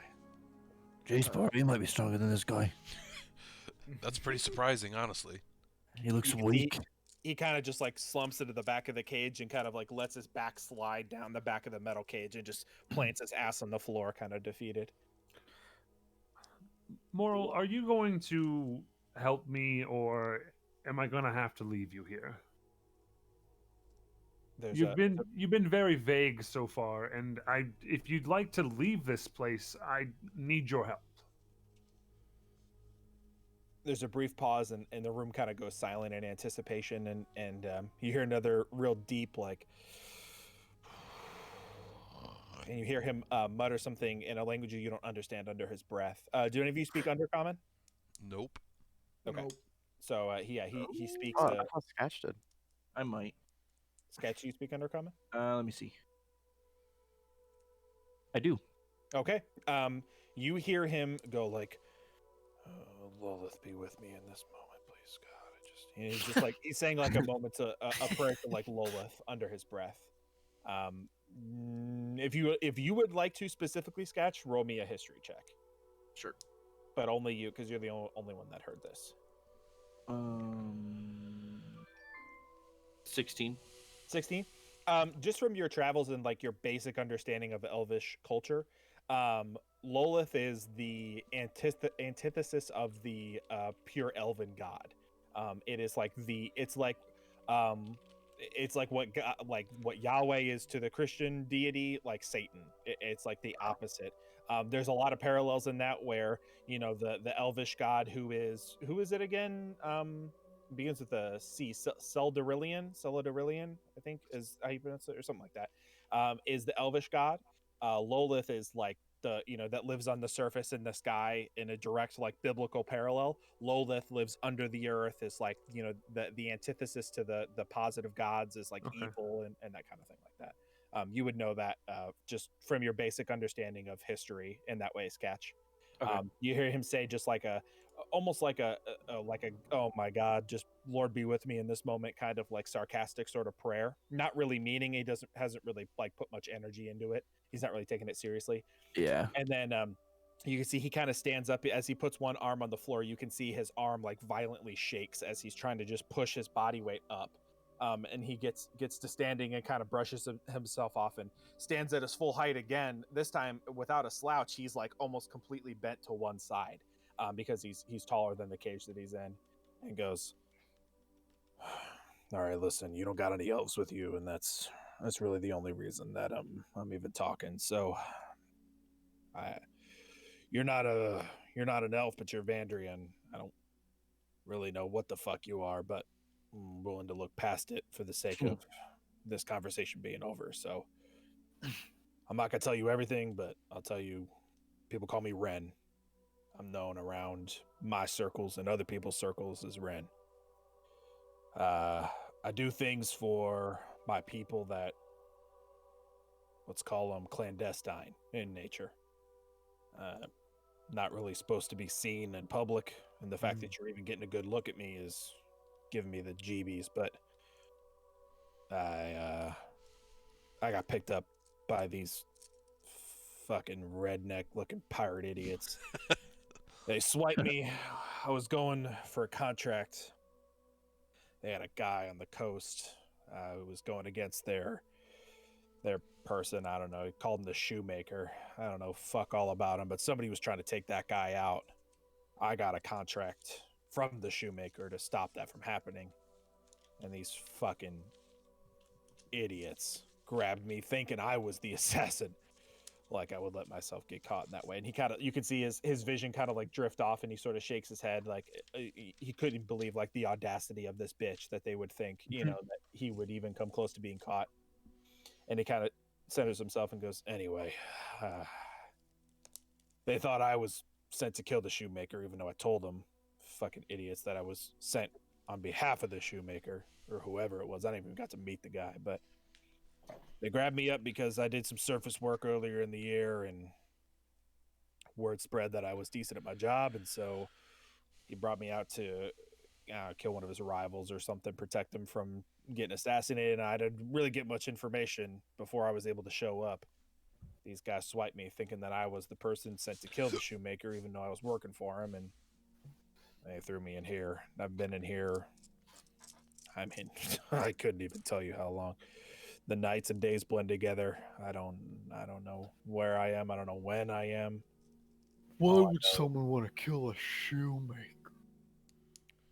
Well, that's not his name. That's not what he does. He's What is he called? Seems all stupid. well, rumor to me is that back during the Chroma conflict, however many years ago, he would grab rival dragon worshippers and to send a message, he would remove their feet from their bodies and send them home to where they came from. And I guess there was just a reputation from him that he stuck. I don't know how he's alive that long, or even if it's the same person, because the Chroma conflict was, I don't even know, hundreds, thousands of years ago. I don't even know. I didn't pay attention in school, but that's pretty relevant. Yeah, they called him a shoemaker because he would take people's feet and then send them back home where they came from, walking on their nubs. Grew a reputation for being just a sadistic fuck. But in my line of work and where I come from, money is money. And especially on that side of the continent, can't really ask for much more for somebody that looks like me. Which side of the continent? Well, what side of the continent are you on? The West Coast. Oh, you're Midhold. That would explain the... He kind of like trails off and points at the Vandrian symbol on your chest there. You're West Coasters. Yeah, that makes sense. I don't know. No, they're not. I am. So you're a mercenary. Who is it? That's all you are then. He kind of like chuckles a little bit and goes, "Boy, I am far from a simple mercenary, but If your intelligence can't perceive farther than that, then sure thing. I'm a mercenary. Hey, Boro, can we kill this guy? Yeah, I'm with you. No, no, no, no, Hold, no. hold on, hold Like on. pound my hand with my maul. Moral, I haven't exactly heard anything that convincing as to why I might want to release you. It sounds like you deal in quite shady business. It's not very conducive to what I'm about and what the Vandrian Order is about, And the Swampy Six. and the Swampy Six for that matter. Yep. You're gonna have to be a little bit more convincing than that. Why should I release you? There's a moment where he's just kind of like goes over his options in his head. You can see he's like rapid fire going through scenarios. Like this is almost like his training is kind of kicking in, and he's just like, you see his eyes are darting back and forth, and he's moving like back and forth between all of you, locking eyes with all of you, looking at your weapons. You can see he's just like rapid fire going through scenarios in his head of how am I going to get out of this. Eventually, after a few seconds pass, he kind of takes a deep breath and goes, all right, listen, I'm willing to part my contract with you if you let me out. It's quite a hefty sum, if I'm honest, but I felt like I might have been a little over my head to begin with, and I'm willing to admit that I could possibly, maybe, use a little bit of assistance in the job if you're willing to offer it. Can I look at the piece of paper that guy handed me? Yeah. With the shoemaker. Like, what does that say again? So it's just a contract for the flail snails. It's just a paid contract, signed the shoemaker, and it says 2C, and it just details like location, last known whereabouts, X if you bring back the shell, Y if you bring back this, and it's just kind of lists prices out, and it's basically like a bounty board list for this creature, kind of like The Witcher. When you have a creature and you kind of go out, it's like that, kind of like a bounty on a creature. Moral, what do you know of this shoemaker? I told you everything I know. I know the shoemaker that I know from the Chroma conflict cut people's feet off and then sent them back home. This guy, I never got to meet him before I even got in to the area that he's supposed to be in. I mean, I took a boat all the way from Harkins all the way here. Well, not here. I took it to where he is based in Rest. And by the time I got to searching for him, I was acting shady enough for these fools to pick me up thinking that I was the person they were looking for, which I wasn't, of course. And I don't even know if the contract's good anymore from the shoemaker. All I know is that he's the person you go to when you want to make some money on the water. At least on this half of the continent, he is. Moral, does the name Miwi mean anything to you at all? He takes a moment and kind of like, you can see him kind of process a little bit and goes, is that your mother? It's not. Ooh. You've never heard of this Miwi whatsoever? I feel like I banged a half-orc woman named Miwi. That's the only reason I was asking. No, I haven't. I haven't heard. Jeez, gross. Hey, all right, I want to ask him a serious question. Okay, here, Mr. Wren. Do you know how to sail a ship? He looks at you a little bit confused at first and goes, I mean, do you think if I knew how to sail a ship, I would have hitched a ride to get here in the first place? No, I don't know how to sail a ship. There's no need to be an asshole, okay? Well, I believe there is, considering I'm being interrogated by a bunch of strangers that... Excuse me. Which one of us This is is in a cage? hardly an interrogation. I gave you water, and you tried to steal my sword. I've done nothing to you. No, So but your far. people have done enough. What have my people done to you? He kind of just like brushes you off and goes, I'm done talking. All right, I've already told you more than I should have in the first place. Are we done? Yeah, and then, at this point, Octavius is fucking done with this dude. He gets up in his face. He says, then you can rot in here like a little bitch that you are. Roll an intimidation check. Okay. That is, I believe, a 17. Let me double check that. Yeah, 17. Roll the natural one. Hell yeah. You can see you kind of get into his face. Does Octavius have tusks? Oh, does he oh file yeah. They're like they're very like well kept. They're not like these grotesque. Like not that he Gold-plated. files them, but he like keeps them sharp and clean and neat. So yeah, Okay. I mean, he definitely has them. So you kind of throw your face into the cage, and you can see a little bit of spittle fly out and kind of hit him in the face and stuff like that as you kind of intimidate him. And you can see it kind of like spooks him for a second. You feel maybe this is the first little bit of adrenaline he's felt in a long time. And he kind of like kicks into like this almost fight or flight motion before like resetting himself again. You can very easily tell just throughout the course of your interactions with this individual. Mhm. He appears to be like trained. He is Yeah. very Oh sure. very almost like a SEAL, like a Navy SEAL team. I mean, he's just like Sure. very trained. And he kind of like rallies himself a little bit emotionally, but you can see what little color was in his face in the first place has almost drained to like a pasty white after that little episode. And he kind of as you begin to walk away from the bars, he kind of like walks up to the bars and grabs them in the side and goes, all right, wait, damn it, wait. And he's like, his head is lowered and his eyes are closed, and he's like kind of accepting defeat at this point. Octavius like stops for a moment, takes a deep breath, turns around, and he says, "Look at me in the eyes. He doesn't look up. Look at me." Roll another intimidation check. Sketch looks at Poro. 14. You can cut the sexual tension in this place with a knife, mate. He I'll just he shake doesn't my head. he doesn't look up at you, but Shakes under his his head. breath he goes, "I'll give you all the money from the contract." It's not. Listen to me. I will not have my attempt at kindness spat upon by your rude gestures. I have come in here. I have tried to understand who you are in order to help you. And if you do not want to help me, then you can rot in here for all I give a fuck. It matters not to me. Do you want my help or do you not? Few beats pass, and he goes, "All right, that's what I'm trying to do. Okay, just listen to me. Let me out of here. I'll give what? I was gonna say, when it was quiet, I wanted Sketch to clap and be like, "Woo!" But he's the only one. You can do that. didn't.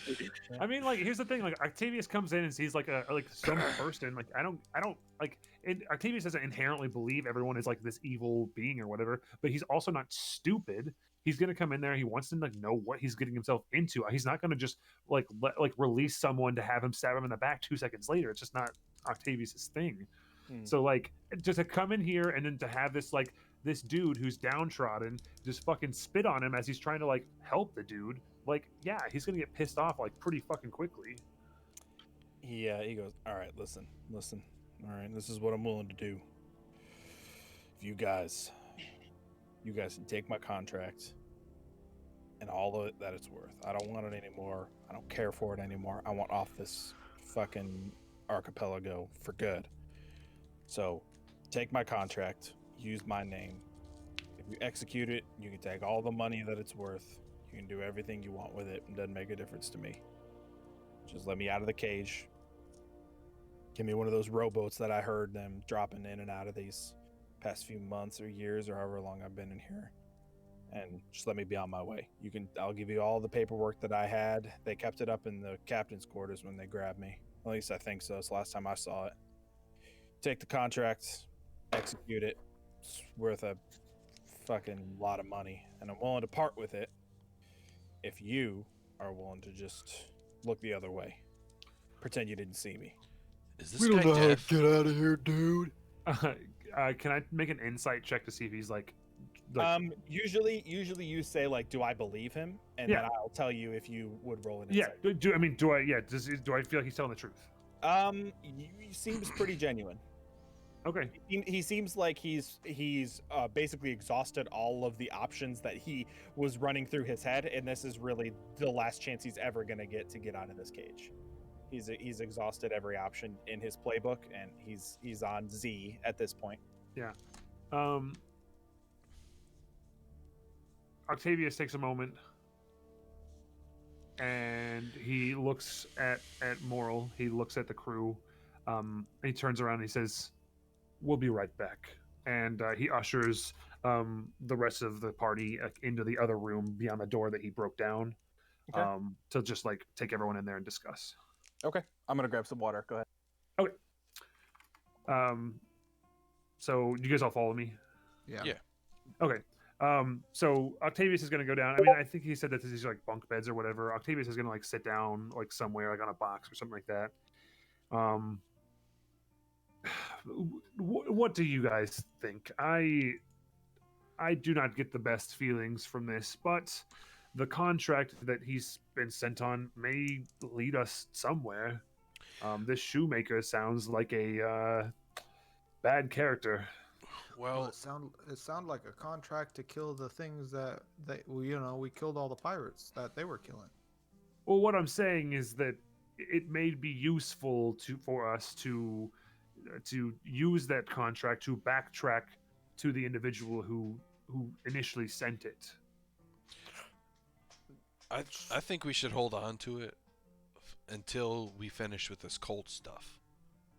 Well, I'm potentially concerned it might involve the cult. Well, it sounded like they were just killing those creatures. But I do not know as much as you all in terms of all of the inner workings of the cult, but it's something about the name, the shoemaker, does concern me for something to do with all of this.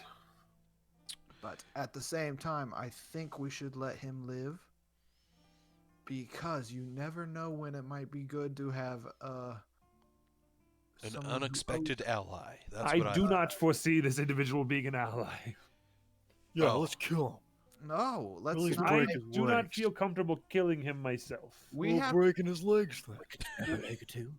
we have enough enemies in the world. We should. I agree. It's better to have friends. This is the one time only I'm going to agree with Gargle. I mean, Sketch, have you ever met anyone who liked us as a group? Yeah, Who? that gnome. The group? He doesn't remember the name. You don't even know. It's always better to have friends. Poe likes me. Yeah, I like Sketch. Who's He's a nice guy. someone who likes the group, not just people in the group. You like me? He's avoiding the question. But we got to do it in a way that we. I wish he knew how to sail. Then we could help him sail it to Port Callus, and then we go back to the maze, and maybe that way we could, tell him, "Hey, watch our ship for us. We got to go back out to the ocean, disappear for a while, and we'll be back for our ship." All right, you're making a plan that's not even going to happen.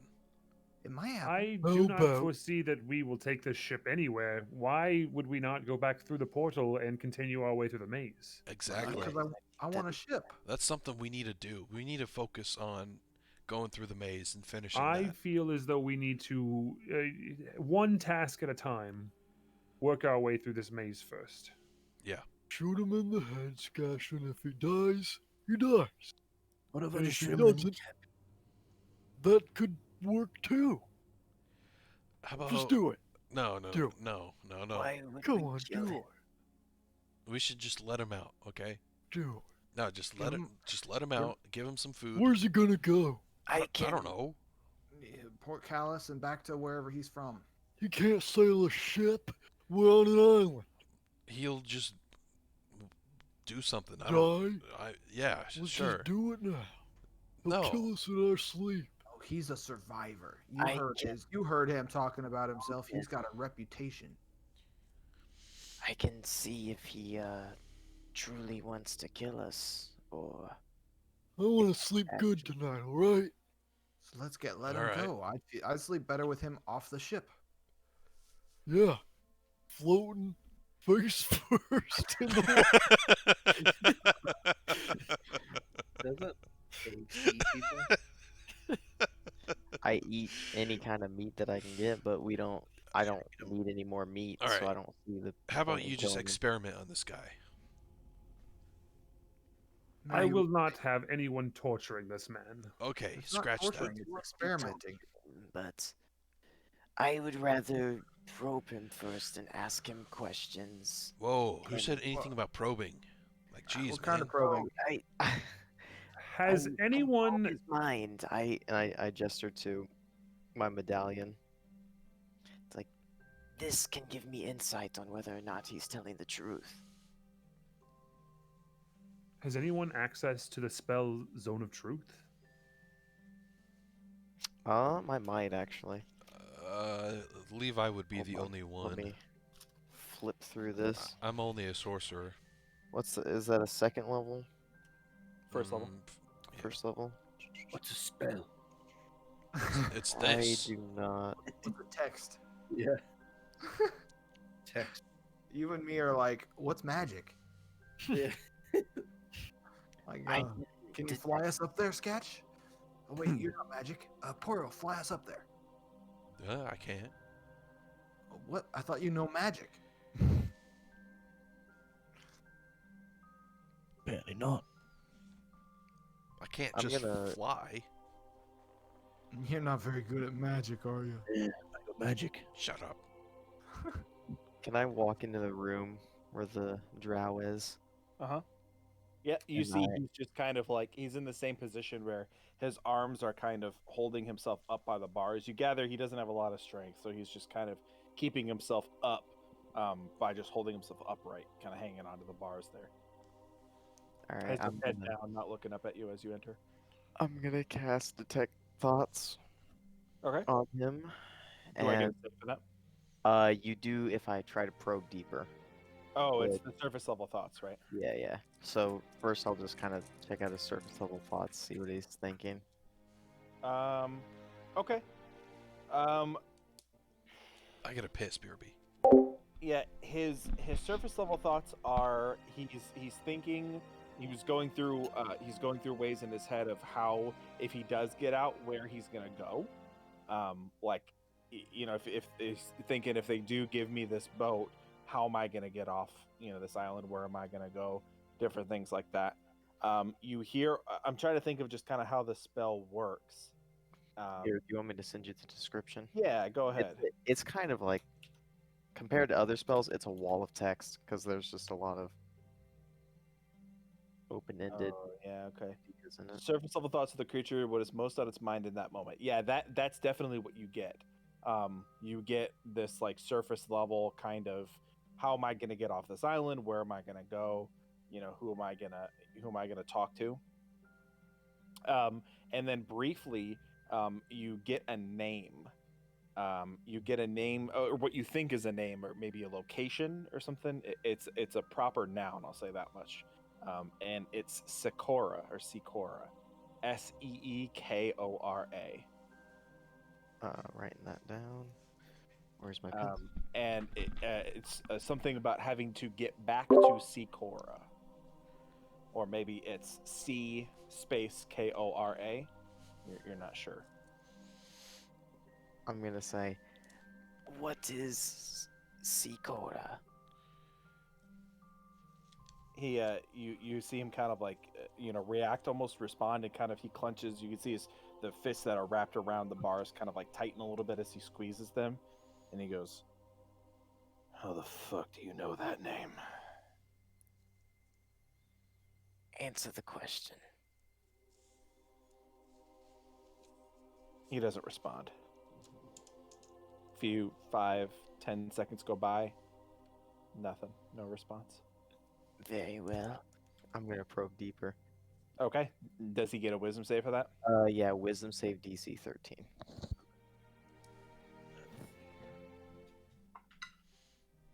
That's a fail. That's a 6. So let me read the spell and what it means to go deeper. Sorry, what'd you say? I'm just reading. If you probe deeper, the target must make a wisdom save. If it fails, you gain insight into the reasoning, if any, of its emotional state and something that looms large in its mind, something that it worries over, loves, or hates. Okay. So, right off the bat, if it fails, you gain insight into its reasoning, if any, of its emotional state. Well, its emotional state currently is, I'm fucked in this situation and I don't know how I'm going to get out. he's putting all of his trust into you guys, hoping that you're going to let him go because he doesn't have any other options. He's exhausted all of his options. You can see there are a few thoughts passing through his head.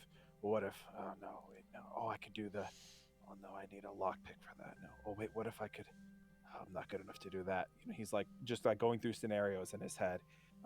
Do you see visuals or just like? Do you just see like words? I'm trying to like. I think it's more just like his thoughts kind of get projected into my mind. Kind of like in text sort of form almost. No images, right? No, I don't think there's any images, but like you know how when you think, you don't actually always think in words. The idea just pops in your head. Yeah. It's So the idea of a place called Cora pops into his head. He knows now since I probed deeper. He knows that I'm in his mind. Mm-hmm. And once that thought pops into his head, he like launches himself off the back of the bars and like throws himself into the back corner of the cage. Whoa. Like away from you.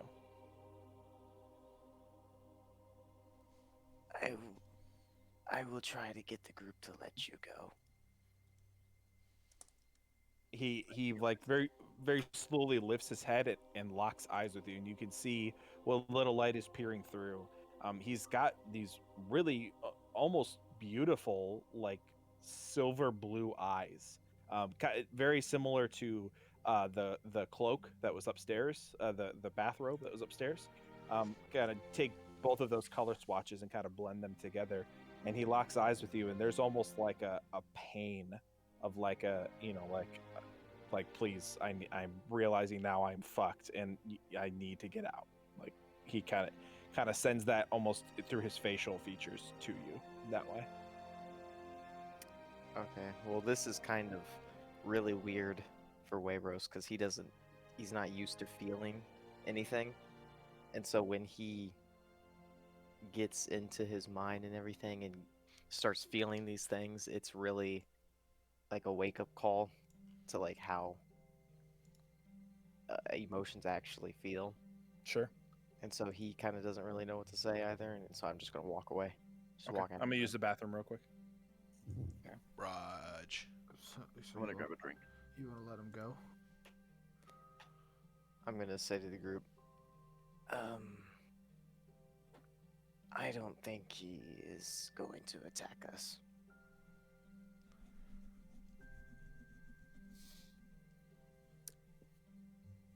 So, Octavius wants to be the one to let him go. Okay, but hey, tell him something along the lines of remember us when you get back to your people. You remember who gave you this gift. You owe us. That type of stuff. I You never listen. know when you need to have a gang member on, as an ally in the future. Maybe we need to start a rebellion to save a land from a evil emperor.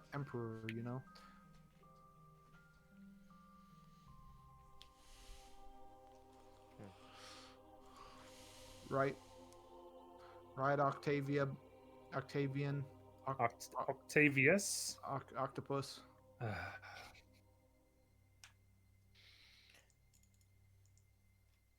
Why is your name Octavius? It's what my father named me. I did not choose it myself. Because orcs have 8 genitals. Ah, We- then that makes sense. Yes. I would have you ask him yourself, but he died. It's okay. You can laugh. It's a dead dad joke. Well, death is not the end, especially when you have the abilities that I do. Are you gonna bring my father back from the dead? Right now, in a way, but I don't believe it would be the same creature. Well, that's sad.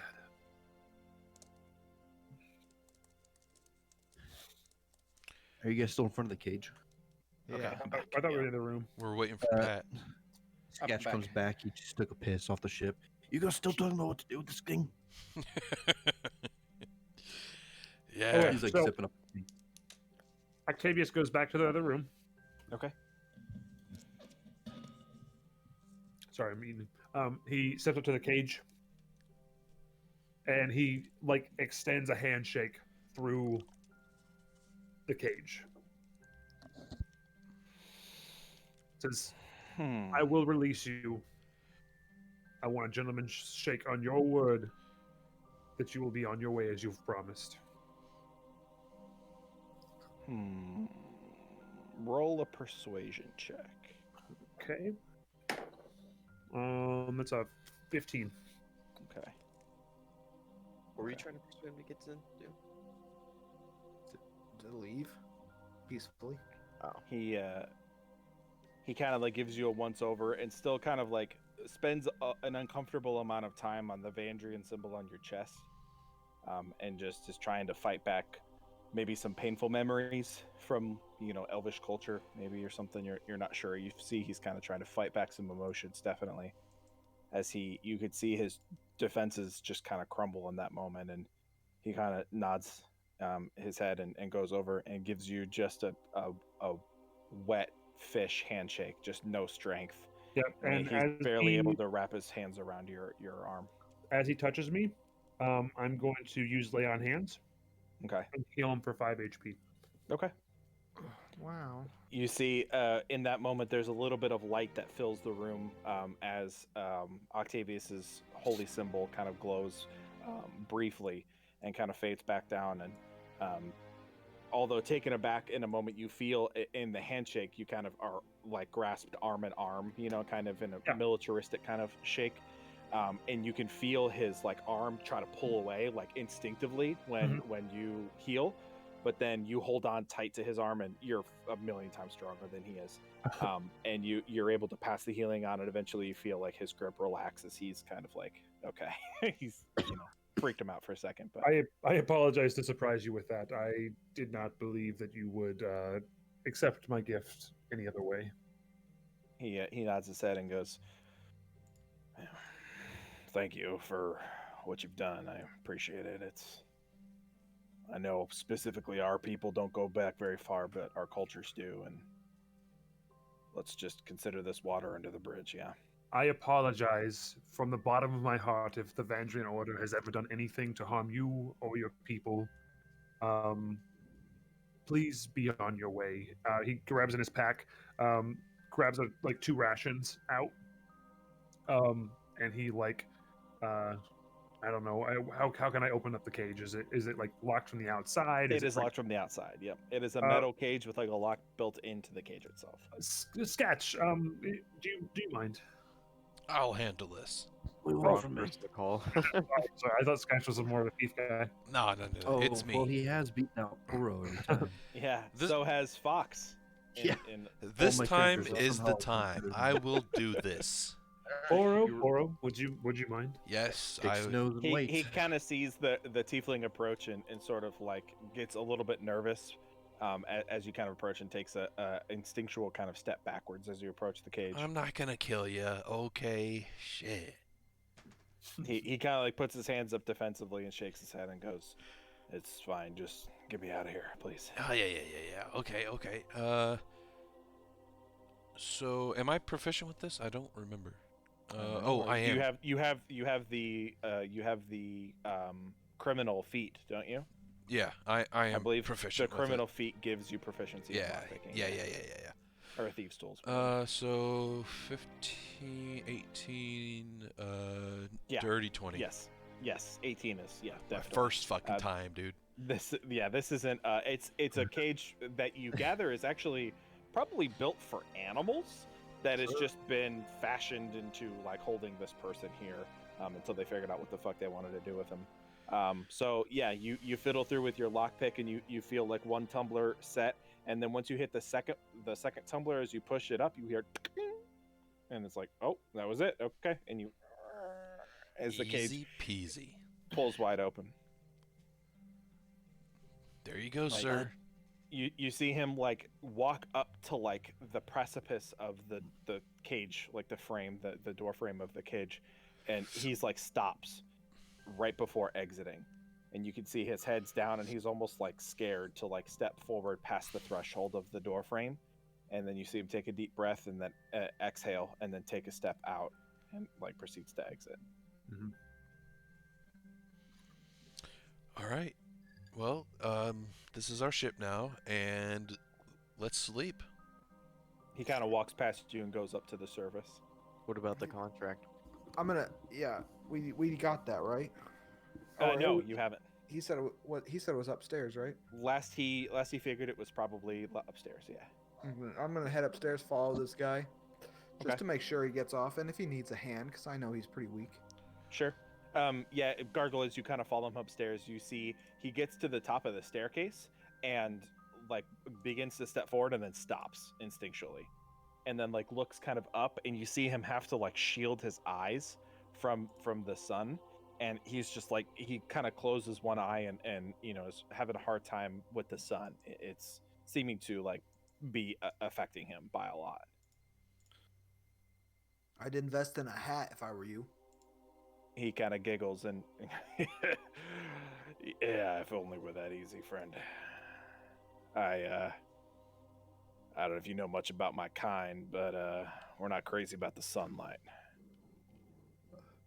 And you can see now that you've gathered a bit of you've kind of seen him present in a lot more light now. He's pretty built, like in terms of his frame. You gather he's very healthy, you know, where at least he was before he came into this cage. You can see he has like a toned midsection. He's definitely somebody who takes care of their health. Does he have abs? He does. He has like remnants of them. Yeah, remnants of them. You just like- gather he like the frame of one. Yeah, Like at he one hasn't point, eaten. He had some major cum gutters going Right. on. No.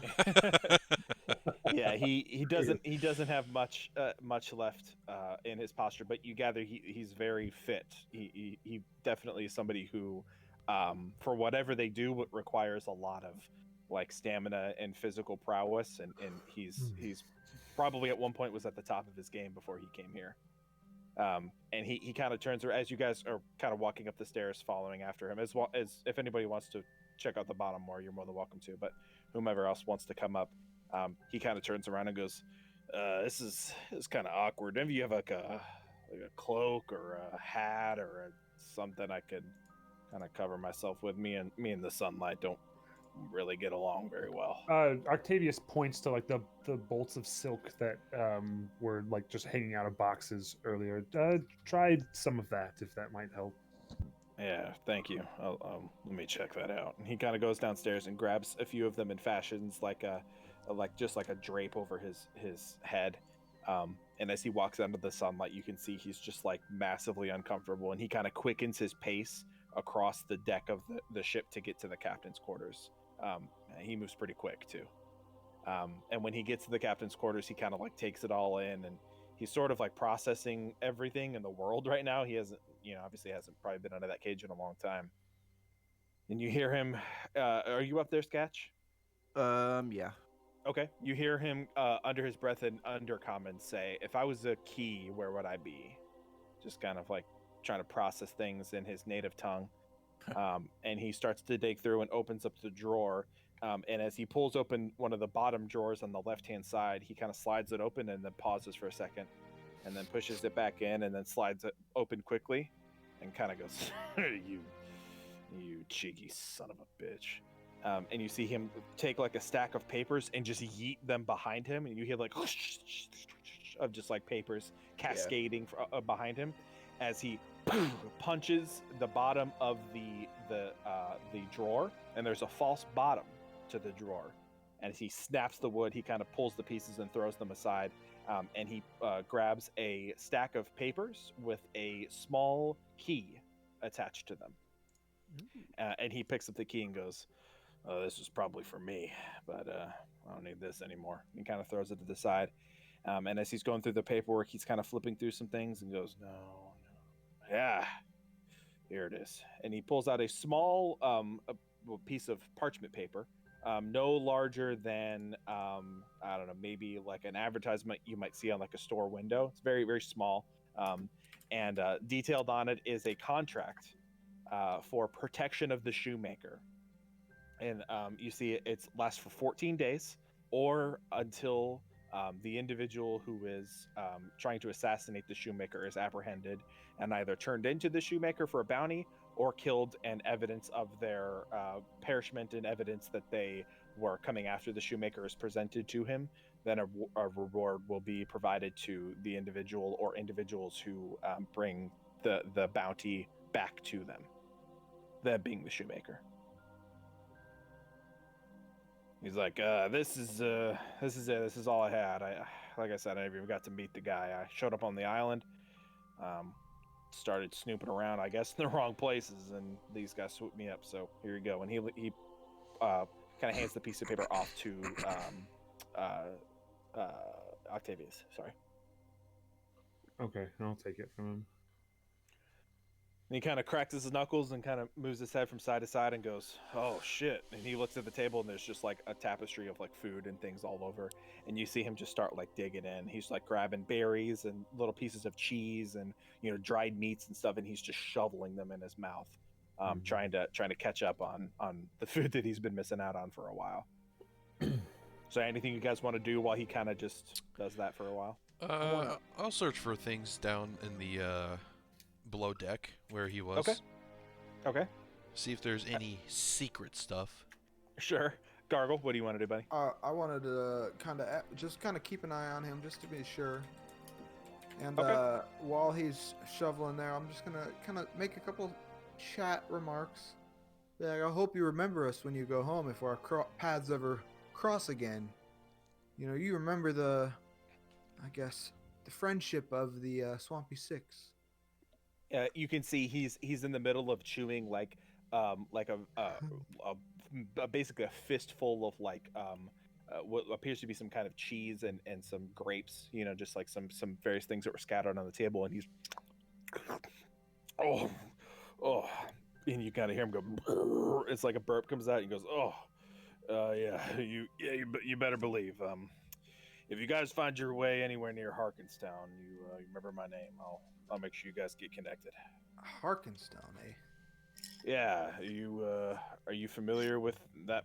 You said you were from Midhold, right? The Hearth area. Oh, you're Hearthian. Okay. Heard a lot about Hearth and the what is that criminal org over there in Hearth? Shit, what is their name again? If you're from there, I can't remember. Poro. I'm Poro! nowhere near. Poro's downstairs. Yep. Yep. Where's that note-taking, Dean? I can't remember. That's your backstory, not I know mine. that Yeah, David but I'm not lived there. there, Dean. I'm not gonna tell you. Fail. He's like, anyway, I know that. That's ahead. You're not there. So I know that they got a reputation for selling spice and all kinds of other shit, but you saw the tiefling down there, right? yeah, the He red one. used to be in a gang, a big one in Hearth. Might be one and the same then, but regardless, have you ever been to the Rhinelands? Are you familiar with that part of the world, I guess? Sure. He kind of like smiles as if recognizing like you're just kind of humoring him, and he goes, "Right, yeah, well, listen, if you're ever part of the Rhinelands and you're, I guess, west of the High Poft Pass, then check out Harkinstown. It's the capital of the Bakandruan Empire, and we can get you hooked up. Just mention my name and some of the let's call them seedier areas of the town, and we can get you connected with some work if you like." Gotcha. That would be swell if we're ever in the area. Harkins is Harkan apostrophe S, like a name, Harkins Town. And the Blackendrawian Empire, Blackendrewian. Wait, Blackan. Yep, Black N Drew Ian. Okay. And he mentioned the High Poft Pass as well. HIPOFT space P-A-S-S. High Puffed Pass. Are you in the room as well, Sketch? He was wherever Octavius was. Okay, so you heard the Black and Druian Empire and the High Puffed Pass, especially Harkinstown, and that you remember you spent a pretty significant time of your early rat life inside of Harkinstown. It's the continent that you came from before you moved over to Midhold, and just the continent of Triberia itself.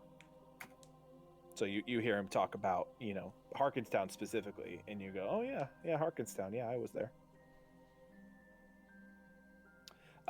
Okay, so investigation down in the lower decks, right, Spencer?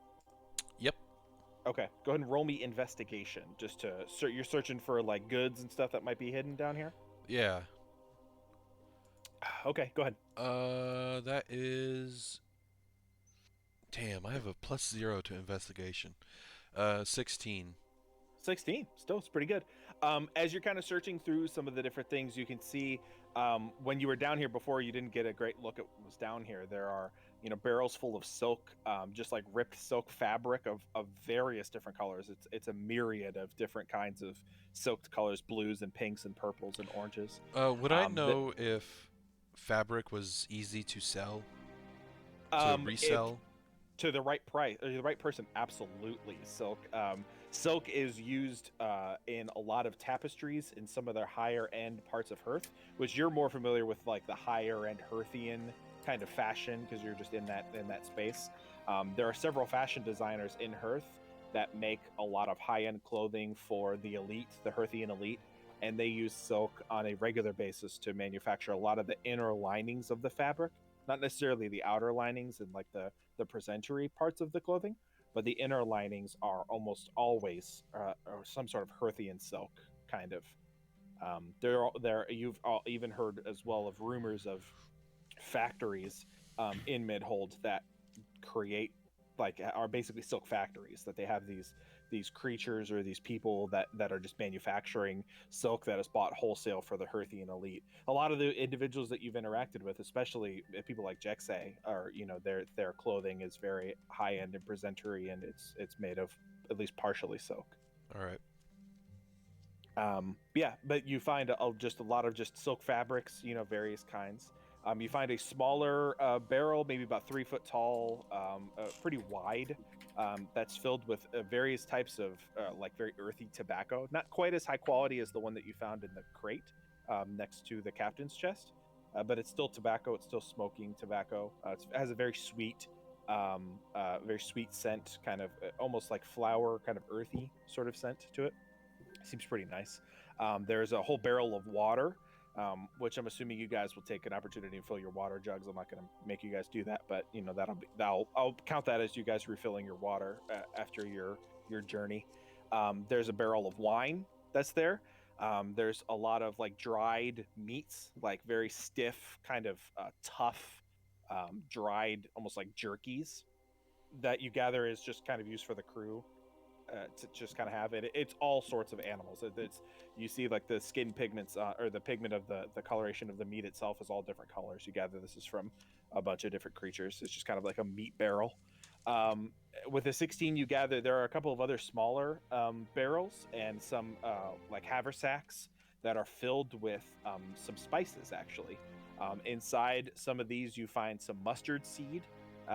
You find like some dried powder that it smells almost like a curry kind of. It's like yellowish. It smells like a kind of flavored curry. You find like allspice, pepper, some various kinds of cooking spices. And then with a 16, in one of the parts of the room, kind of shoved off into the corner on a shelf. As you walk down the stairs and you kind of turn to the right, it's almost in the back area. There's a small, what appears to be a pretty intricately designed box, kind of like almost like a jewelry box in size, but maybe a little bit larger than that. And it appears to be kind of have like some gold trimming on it. It's pretty well made, but it's not like super high end. It just may be like a kind of like a jewelry box you'd find in like a nice old person's house, just kind of like a nice ornamental, that's the word I'm looking for, box, just kind of resting on a shelf. All right. Can I check it for traps? You can, yeah, absolutely. Go and roll another investigation just to check for traps there. That is a natural 20. Yeah, it definitely does not appear to be trapped. Sweet. So do you open it? Yeah, I'll try to open it. Okay. Yep. It's not unlocked. There's just a small little latch, and you pop the latch open and open the box. Kind of take it off the shelf and put it in front of you. And inside is a ruby, a little bit larger than the size of your fist. Cool. And it is resting on what appears to be a very luxurious kind of layer of animal fur. It's incredibly soft. If you'd like to roll a nature check, you might be able to identify what the creature is. But when you just kind of run your fingers over the fur, guy, it's like rubbing your hands against like Felix. It's just so soft. It's just the softest fur you've ever felt. But the ruby itself is fucking massive. You pull it out and it weighs like 7 pounds on its own. It's huge, uncut ruby. Uncut ruby. It has a little bit of like a dark kind of tinge to it as well. Like a dark ruby. Dark ruby. Can I hear some whispers of edgy middle school talk? So that's what you find. Nothing else. I got other a than 14 on nature. 14. Are you proficient in nature at all? No. Okay. Yeah, you gather that it's from probably like a mink of some kind. You know what a mink is? Is They're that like- the Cousins to ferrets. Yeah, they're Yeah. here. I'll send you a link. small What they thing? look like. They're not very large, and again, the box itself is not very large. That's a mink. Yeah. So the fur itself is, again, it's not big. It's just barely fits inside the box itself, and the actual box is maybe the size of like a children's shoe box. It's tiny. So the mink fur is just kind of resting at the bottom of it, and then the jewelry takes up most of the space. I will put the ruby back into the box. Wait, was that all that was in there? That's all that you saw. Yep. Okay. Yeah, I'll put the ruby back in With the and close the 16. box. Hey. I'm just kidding. I'm just kidding. No, that's really everything.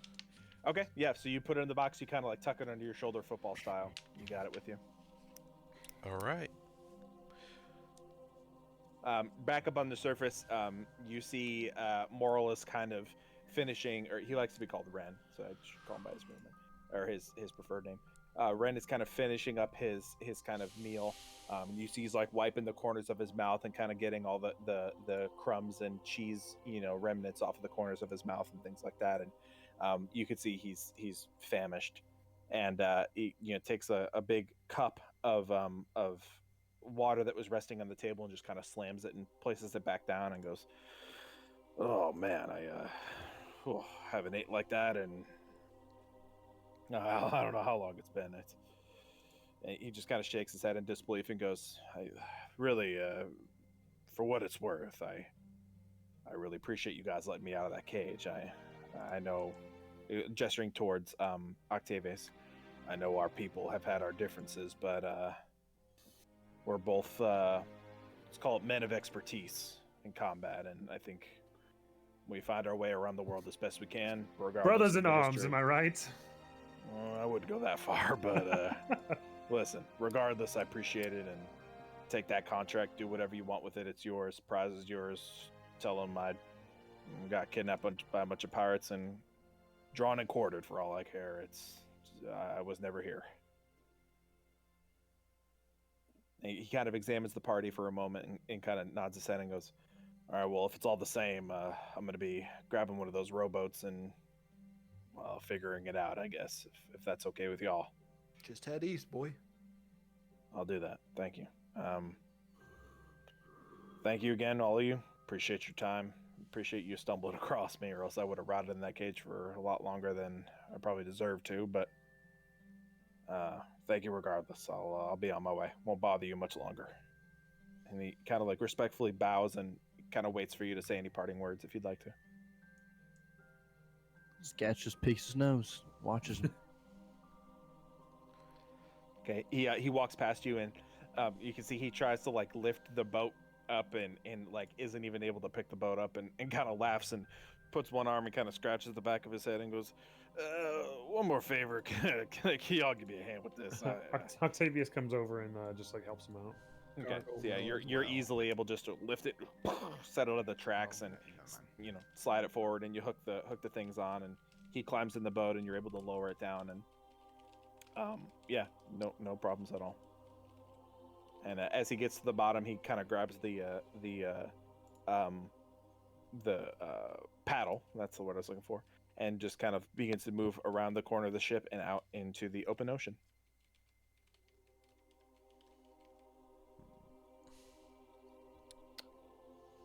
All right, rest time. Rest time. Rest time. Yeah. Long Oh rest. god. So like when we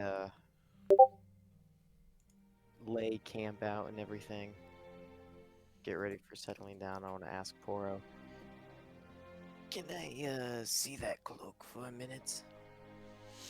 Sure. Go ahead. Take the racist cloak. I don't see how it's racist, but It's got a tail, man. It's making fun of me. You have a tail? Yeah, I got a tail. Since when? Since I was born. You've never done anything cool with it. You should do something cool with it. Put a knife, like tape a knife to it, and stab people with it. That'd be pretty cool. he went with my tail. I slap Gargoyle with my tail. Gargoyle's kind of into it. He's like, oh. How'd that feel? Yeah, if you put like an axe or a blade on that, that'd be pretty cool. I stand by what I said. Are you using the tech magic on the Yeah, cloaks that we said? Identify. Okay, yeah. You discover. Let me find it here. It is. Let me find it. Let me see if I can find it with the image next week. Yeah, D&D Beyond. You're good for one thing. Well, one Not thing. much else. I don't like D&D Beyond. They're fucking money grubbing. Fucking chuds. They're a bunch of poon. Where are you at? Poon, Dean. There you are. Did you learn You that? find York that. Also, Octavius, as you begin to sit down and you kind of begin to take off all of your equipment and your armor for the day and things like that, you go to take your belt off and you realize your belt is a little bit lighter, That fucking bitch. and you realize that your gold pouch is missing. That motherfucker. How much gold did you have? How much gold was it? It was 122. Nothing You are crazy. now down to 122 gold. No gold. Get fucked, dude. Fucker. Hey, he needed it. Yeah.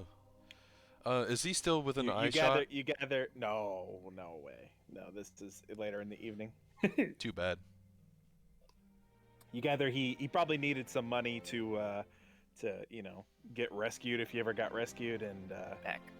yeah, there might be a little bit of rotten blood between your people, but nothing that he was willing to do anything harmful to you about. So Yeah, whatever. To recap, Ben, Yep. that guy stole 120 gold from Octavius. How? on his way over to the ship when they were lowering the boat, he rolled a sleight of hand check and rolled a 27. Shit, man. Jeez. 27. No, I'm just kidding. Hey, That's we'll impossible. remember that. I'm just kidding. That's impossible. You didn't roll a 27. You rolled a 19. 15 plus 4. Raj. I'm gonna ask. Can you Paul imagine if you why- rolled a 27? Oh my god. Can you imagine if anything could roll a 27 in this game? We're playing Pathfinder.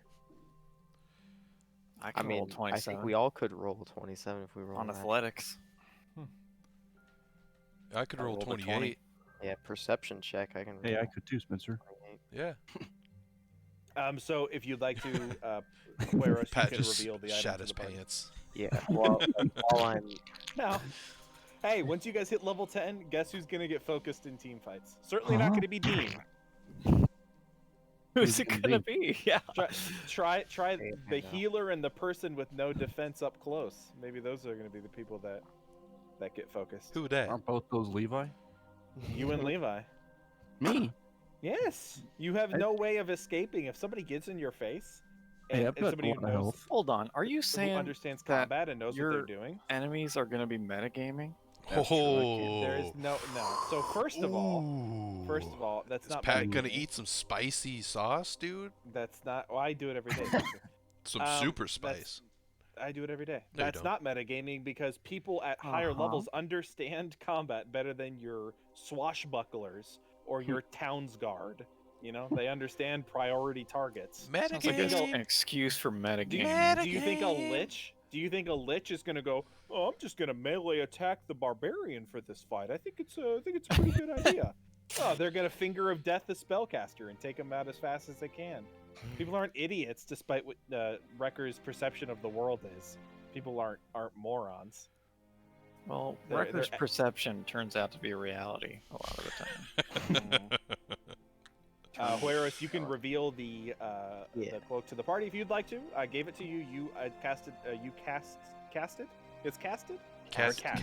casty. You cast or casted. I'd say cast. Cast.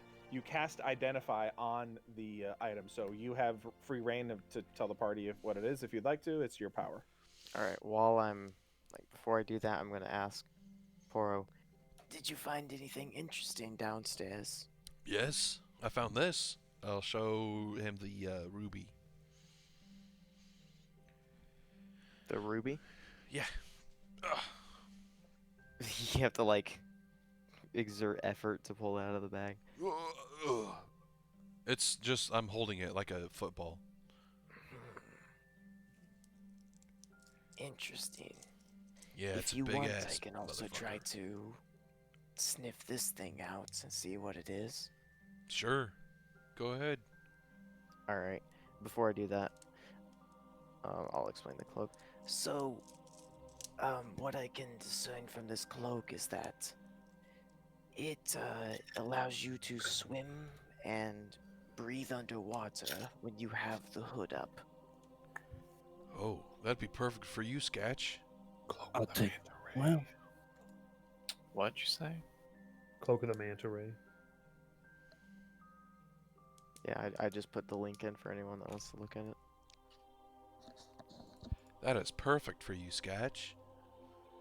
Is it? Yeah. It lets you swim.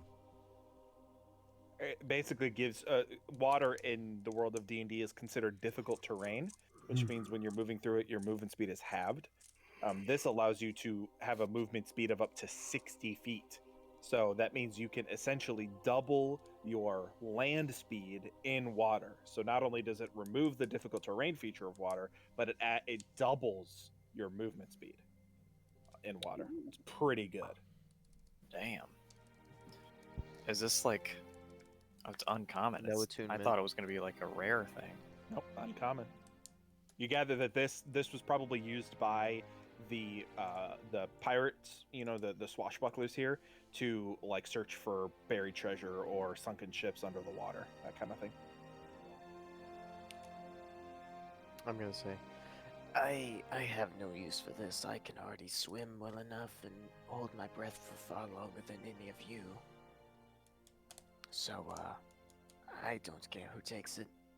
I'll toss it aside. Give me the ruby red one. All right. So who's grabbing up the cloak, because I want to know who has what inventory. Sketch, you should pick that one up. That's a nice thing for you. take it. Yeah. All right. He grabs it and kind of slouches it over his shoulder. Okay. Do you want to attune to the item, or are you just gonna hold on to it? Yeah, I'll try to attune to it. Okay. So Well, it actually- only takes 30 minutes to attune to an item. So I'll say throughout the course of you guys identifying and kind of resting down for the evening, I'll say you can attune to it, no problem. Okay. So you are attuned to the Cloak of the Manta Ray now. That's one of your attuned items. Does it Now you should- require attunement? I don't know. Let's see. Should- Yeah. I don't think it does because I didn't see it anywhere on the thing. Oh no, I thought it did, but no, it doesn't. Oh shit. It does not. So you do not need to attune to it. It's just on your person now. Dang. So remember, you have Oh, that because if you, for like the water campaign, when we get to it above the table, that's gonna be super fucking useful for a water campaign. You know, have a 60 feet of movement. Like Scatch's movement, you know, he has to double dash to get 60 feet, but this you just get it as your movement. How will his gun work in the water? It doesn't. The ruby is not magical. The bullets go nowhere. They just, and they're just right in front of the gun. They Pick don't. it back up. They don't. Firearms don't work underwater. That's it. Once they go underwater, they're done. They got to be dried out after that. You can't even get one shot off. So can I cast Identify on the ruby? That's why I said the ruby's not magical. Oh, sorry. It's just a thick ruby. Thick boy. Nothing special about this one. Unless we could cut it down and I could use it for certain spells that may or may not keep you foolish mammals alive a little bit longer. You need rubies for that? I require gemstones for certain Oh. spells. Okay. Is it a diamond or just a gem that? Usually they're represents diamonds. Usually Oh. they're diamonds. Diamond worth X amount of money is normally It'll the spell say in, descriptions. in the spell. So but you know, you could easily go to like a jeweler and say, hey, can I trade this ruby in for whatever it's worth in diamonds, and then we can. Oh, yeah. If you wanted to do that, or you could just hang on to it and have a thick ass ruby in your inventory. It's up to you. Thick Use it ass to trade with other people, you know, like do whatever you want with it. Thick ass ruby, bro. Giant lure for a kraken. Yeah, it weighs like 7 pounds. It's fat. PHAT. If you guys wanted to try to figure, I would give one of you a roll to try to figure out how much it might be worth. But I would give you one of you a roll. If you want. Could I try it with Sure. my excellent criminal background? Yeah, roll a money check. Money check incoming. Yep. So it's just roll a d20 and add your intelligence modifier. Oh, that's a 0. So 15. 15. You've obviously never worked with something this large before. You know, small like pieces of jewelry with rubies in them, although it's not as precious of a metal as diamond. You know, a necklace with, you know, a ruby the size of a gold coin in it can normally run you like 600 to 700. So the fact that this is probably, you know, 15 of those jewelry pieces rolled into one, I mean, this could be, you know, 10 to 15,000 gold. Yeah, we're rolling in the big bucks now. You just got to find somebody that's willing to take it off your hands. Hey, Gargle, put this in the bag of holding. That too? Oh, I'm starting to feel like I'm just a storage compartment. You kind of are, man. I'm also the leader of this group. Yeah. Alright. Also, I'll do for this entire wing of this adventure, this kind of entire little segment, I'm giving you guys experience for, because you guys played very well. You discussed what you were going to do. You negotiated very well. Everybody played a part. So I'm giving everyone 500 experience. Hey. You guys played that very well. You were diligent. You had conversations. You dealt with a difficult person. You broke down their walls. You negotiated. You were friendly. You Well, did that all was the- awesome. Outside of a few of you. He did. Yeah, good. but like you all contributed. You Yeah, I all was friendly. talked about it. You know. We're asking And you I to can't. I'm not just gonna give like 3 people experience. So as a party, you guys get 500. All of you did pretty well. He wanted Yay. to give 3 people experiences, basically. I wanted to, but I Hey, that was can't, yeah. nice. Who were those Like, 3 it's actually people? Break his legs. Well, Who there were was they? really only 2. Who were those 2? It was The- Austin. I know The when it was tallest Austin. and the shortest among you. Ooh. Wait a minute. I think Scatch is shorter than me. That's what I said. The tallest and the shortest among you. What? What'd I do? I didn't do nothing. Nothing bad, at least. Scatch is shorter than you. So I'm saying the tallest and the shortest. Wait, Which I would think I'm be the tallest. Wrecker and Sketch. I think Sketch I'm is tall. 3 foot something. Oh, you're saying they didn't? Oh, my bad. That's what they. Those Yeah, tall they dudes. were. Oh, yeah. Wait, actually, Hueros might be taller than Wrecker. Yeah, I'm 7'3". Yeah, He's got whatever. that neck. Got the long neck and the long crown. I'm gonna put some Like hickeys on that neck.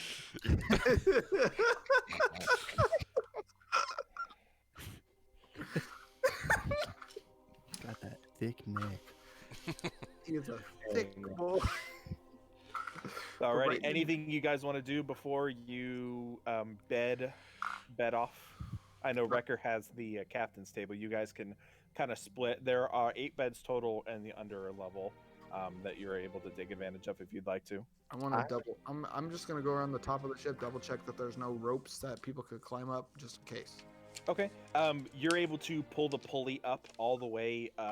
Use the crank system to kind of release the rope system that brings the rowboats up. Jesus, I can't think today. I believe You're in able you. to kind of pull those up all the way to the top, so they're not able to be used. And you do notice on the starboard side, which is what side? Anybody? To pop quiz. The Right. starboard side. That is Right. the Right side, correct. The starboard side of the boat has a rope ladder, but it is spooled up and set on the deck of the ship itself. Hmm. That leads off the starboard side. Cool. So we should be safe unless someone scales the side of it with magic, spider climbing, or climbs up the anchors. There is anchors, right? Yeah, you are anchored. You are currently anchored. Before we go to sleep, I'm gonna pull out one of the joints. Light it up, bro. I'm gonna say, "Who would like to join me for one of my native experiences?" Is that a fucking joint, bro? I'm in. He That's all says something. either in character or out of character. I can't tell. Back when I was still in the swamp, I would use medicinal herbs like these to give myself better Swamp weed. access to the spirit realm. I'm already believe I'm that's- already So you lighting had up. that- I'm that lighting up. nasty swamp weed. I would call them weeds, I would call them herbs, but I bet you would, lizard. Give me some. I'll Alright, share how with many? Sketch. Actually, I should ask, how many do I have? How many was I able to make with all Probably like 3. that? Okay. Oh, okay. Well, lighting the first one. Okay. Yeah, it's just a very, very nice tobacco. There's a bit of like a I keep saying citrusy kind of taste, but a lot of this is very like orangey. It's got like a pretty thick kind of smoke to it. It's almost like a gray, kind of dark gray white blend sort of mixture to it. You get the different dried herbs that are inside. Once they hit flame, they produce different smoke colors, which makes it for kind of an interesting experience. You know, it'll go light, and then as it swoops kind of back, it'll turn dark, and then go like in the middle, and then go back dark, and then go light again. It's kind of a cool experience. Doesn't get you high or anything. It's just a really, really flavorful and full-bodied like tobacco. this one does not seem to be giving me the visions that I'm used to, but it provides an experience nonetheless. Are you all like lighting up and taking part? Who all the other two? Who's the other two that are doing? Yeah, I already did. Okay. I assume Poro gave me the flame from his finger or something. That's Cool. Yep. Yeah, you guys have downed all of this pretty nice tobacco. Above the table, that was worth a pretty penny if you hung on to it. But you get the experience. Probably Oh, Well, I you'll assume probably we never only- smoke anything this nice ever again. So Money's Did we not smoke all everything. 3 of them, or just the first well, one? yeah, you lit all 3 of them up, didn't you? Yeah, we Oh, did. okay, yeah. Oh, yeah, I they're was- gone. Gonna do like puff puff pass, but that's fine. Yeah, you would want to do that, wouldn't you? Yeah, after you knew like he, right up your alley. after he said that. Fucking metagamer. No, I'm just saying, like that. Meta Okay, gamer. fine. I erased all of them. They're gone forever. Okay. Yeah, they were incredibly high quality, smoke. It's just really nice, really high quality. Nothing like magical or anything about them. It's just crazy expensive tobacco. Well, at least we got this large ass ruby. Watch it be Let's go to fake. bed. Yeah, if it was fake, man, that would destroy That Poro. would be funny. What would pirates know about rubies? Am I right? You were so right. That's sarcasm. You'll never know. You guys taking shifts? I'm not, since I'll be in a different place. I'm not. Huh? I think we're safe. Like, I'll be in the captain's quarters. Oh yes. Okay, I understand. Yeah, if anyone's gonna die, he's gonna die first. You know. Can like lock the door though, right? Sure. Yeah, Okay. so you can. Yeah, I'd say there's hung on like a little hook next to the bed is a key that you can just. All right, Lock that's just what I'll do then and lay down. Okay. Cool. Yeah, I'll do the first shift up in the crow's nest. Okay, gotcha. And who else is? And anybody else doing it? I'll take a second shift. Okay. Just two? Alrighty, just two. Cool. All right, so the first shift, you see you guys kind of go down for the evening, and first time you've like slept in a bed, you know, like a real like cotton-filled, you know, feather pillowed bed in a long time. They're a little small for some of you taller people. It's kind of hard to fit into. The captain's bed is pretty tiny for you, Wrecker. It's a little bit on the small side, but it's comfortable enough for you. Definitely better than you're used to recently. Poro, go ahead and roll me a perception check from the crow's nest. I'll give you advantage. Ooh.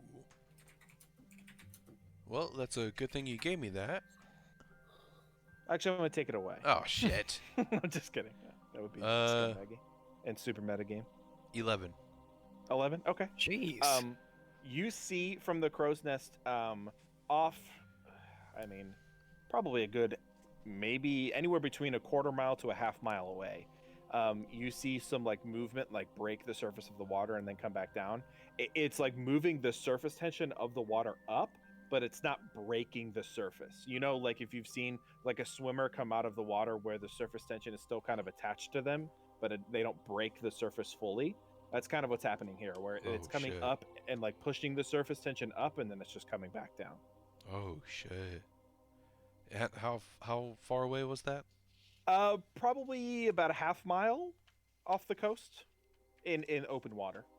Can I tell which direction it's moving or no? What direction it's moving? From your perspective looking out, If it is moving. it's moving right to left. All right.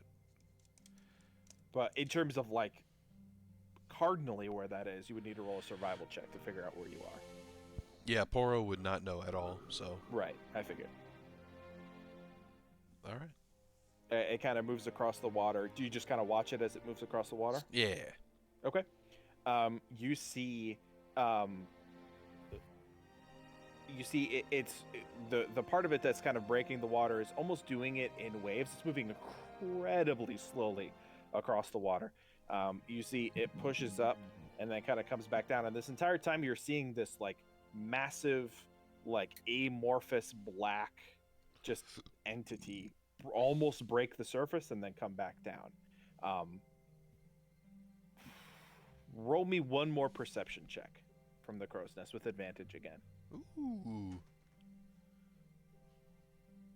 Now that you're kind of honed in on the location and you kind of are familiar with it. 19. 19. With that, you're kind of watching it cross and you're like, oh shit, what the fuck is that thing? And you kind of lean off the crow's nest a little bit and you start looking. Soon after you kind of start to hone in on it, you realize this thing is fucking huge.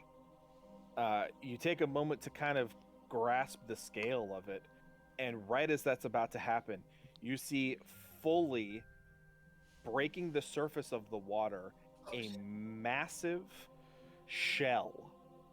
As it comes up over the water, the shell itself is nearly the size of the island that you're on right now. Jesus And Christ. as a head breaks the surface of the water, you see the maw of what appears to be a impossibly large snapping turtle head.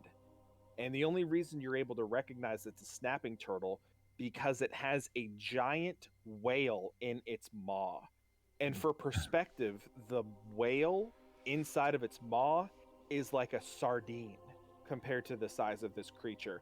And as it breaks the surface of the water, you see it flip the whale into the air. The whale flies into the air for a few seconds before it comes back down into the open maw of this creature. And as it swallows it, it descends back under the surface of the water and disappears entirely. Awesome. Wow. Shit, man. You No gather one's gonna that believe you. you gather that creature was in excess of a half mile in length on its own. If that thing was a land creature, that'd be crazy. Oh, Poro just shat himself.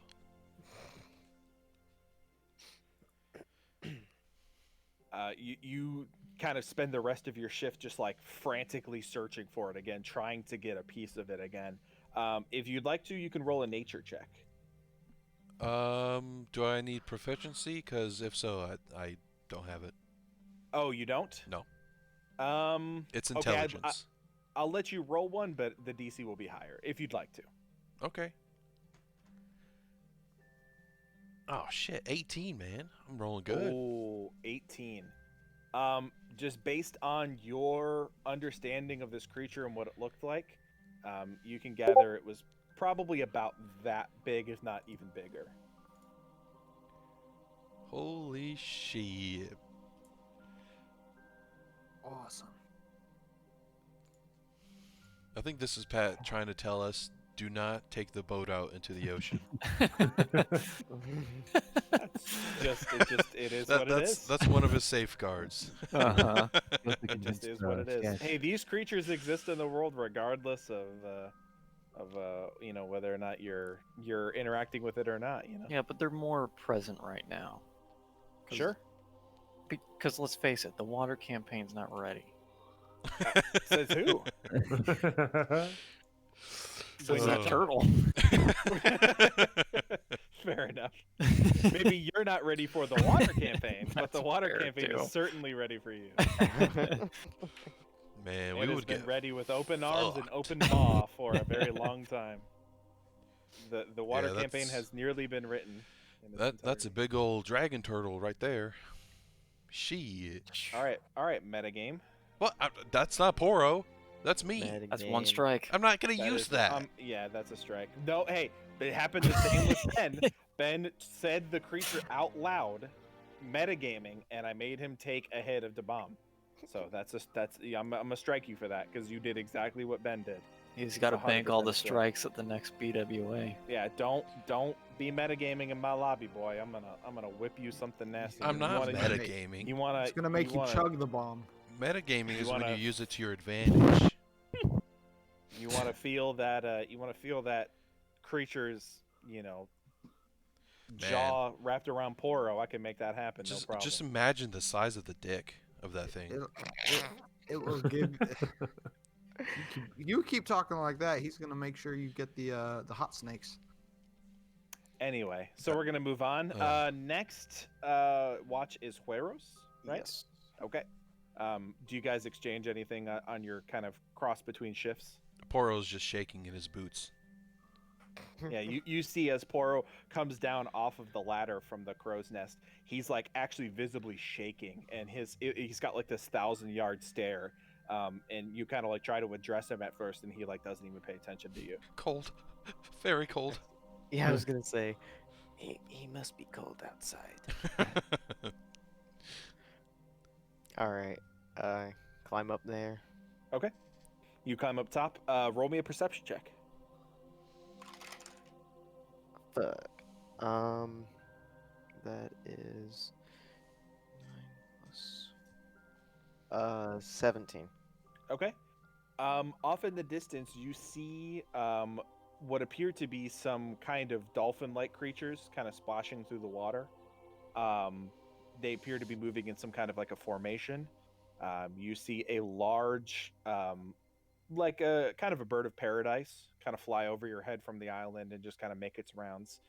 But nothing substantial happens during your watch, really. Alrighty. Okay. So you guys all wake up in the next morning, ready to progress back the way you guys came.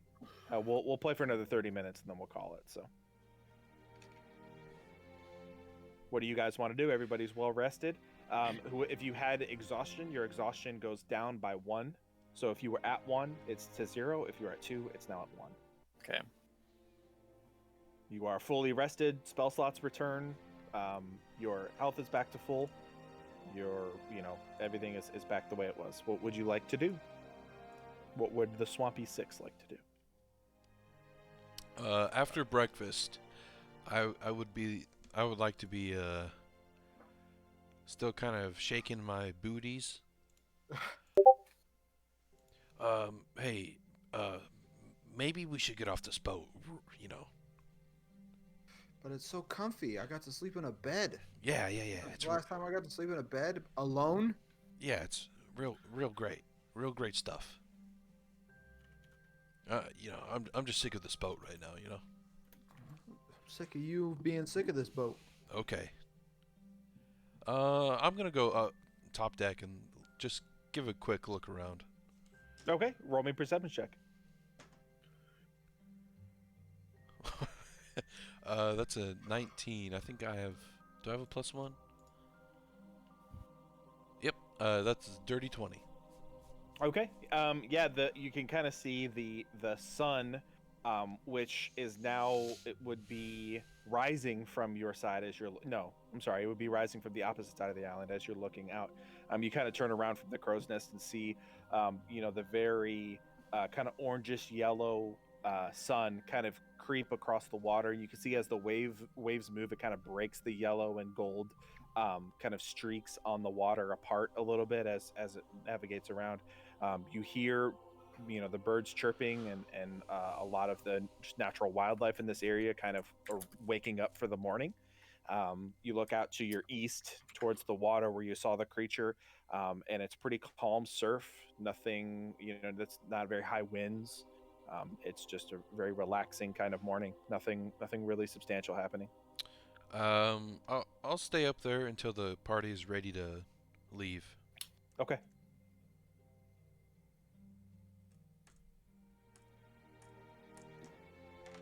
I'm ready to leave. I don't know about the others. I'm ready to leave. Let's just make sure we fill up our waters and take as much stuff our bags with as much food. Right? Maybe to steal their rations and stuff like that. We may not know when our next meals are coming to come from. Mm-hmm. And let's go. Okay. You made us sound like underprivileged children. Not We're knowing survivors. where we're coming from. No, we're survivors. God, come on. True. Gen Z mind of yours. Underprivileged children. I'm just like, that's the term that food Yeah, bank stuff Gen uses. Zers use. I know. Okay, Boomer. Let's get a move on. That's what I'm trying to do. So you kind of descend off the crow's nest and go join the party, and everybody After I kind of gets together. get my water and food. Okay. Yeah, you guys take a moment, fill up what you gather as many non-perishables as you can. Maybe a couple extra, just like little snacks, little berries, and dried fruit for like a little bit of a treat, and stuff your sacks full. I'll say, Tyler, are you back, or are you still getting a drink? Yes, You're muted. He's away. Okay. Yeah. I'll say that he's here. Oh, there you are. I'll say that if you wanted to, out of the barrel of wine, your party had probably informed you there was a barrel of wine, and if you wanted to, you could refill your gourd with the barrel of wine. Oh yeah, I would have Oh, told him God. about it. Putting wine in that mix. Oh yeah. Yeah. There's already wine in there probably. Okay, Remnants cool. of wine. Alrighty, so you guys return through the door. You see the door is still partially ajar from the door frame that you guys had walked through originally. It's still there, ready for you guys to enter if you'd like to go back into the maze. Mhm. It's up to you. Yep. Okay. All right, so you guys enter the maze again. And this is where you left off, right here. All right. Let's mix up the playlist here a little bit. So do we want to go in the other doors? Let's find an exit door, one that looks different. Wait from a all second, I others. just remembered something. Did I spend that entire time with a rope around my waist? No, I'm assuming you've removed it. No, Okay. No, I'm assuming you like removed it and like placed it at the entrance to the space before you moved on. I'm not gonna make you guys like or like get into the weeds of it that hard. Well, it That's- wasn't No, I just thought it was bullshit. funny. It's funnier to imagine him standing on the boat with his rope just going on nowhere. It's going Yeah. super far. Yeah, I'm not gonna like nitpick that hard about. shit No, like no, that. it's That's, just funny. That's ridiculous. All right, so you guys enter the space back. As you open the door, you realize that it's actually still evening here. It's still, you can see when you kind of look up at the sky, there's a little bit of like the bluish purple morning kind of air is sort of creeping through. It's pretty cold in this space here. And you gather, since you've moved farther on the western coast of the continent, that the sun hasn't quite caught up with where you were previously towards the middle of the planet of Lune itself. So yeah, it's still a little bit dark, but there's enough light kind of cresting through the morning to allow you to see and kind of progress without having to worry about too much. All right. How many people made a map of the maze? I haven't touched anything. I was, have my but I rope. kind of gave up because Dean said he was. Mine, Dean? no, mine came out wrong. It had a lot. Oh shit!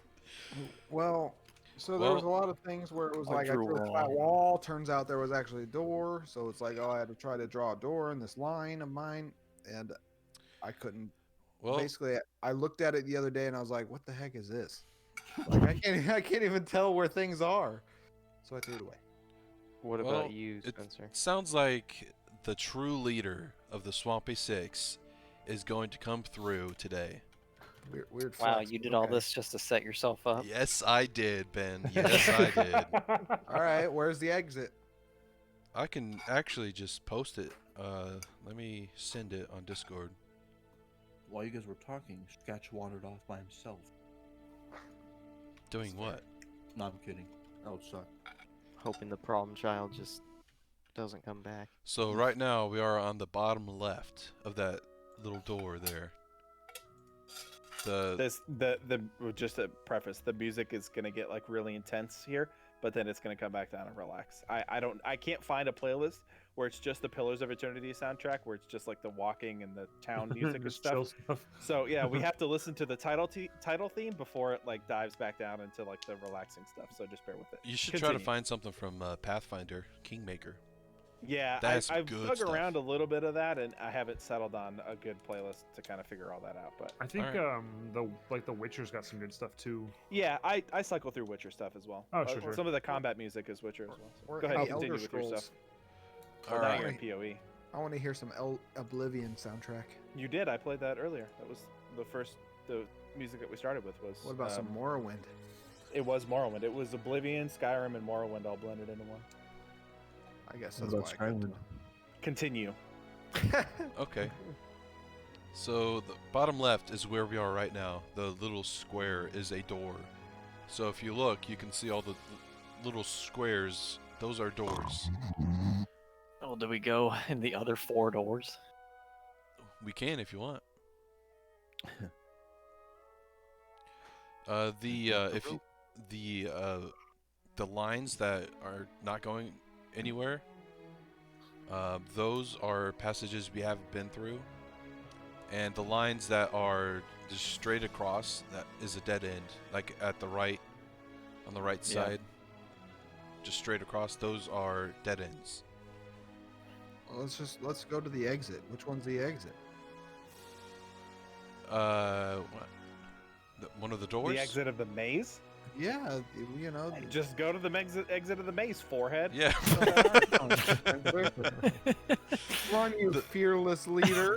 The E over there on the bottom right is the entrance where we came Where's through. the E for the exit? Dean, the map isn't finished. Hurry up and Don't finish it. fucking push me. That we should explore some more before going into these other. All right, let's go. Let's keep going. Okay, let's go. I got my map ready because I'm obviously the chosen Gargoyle's leader. just gonna start walking straight through the hedge. Yeah. I'm pulling a Homer Simpson, disappear into the hedge.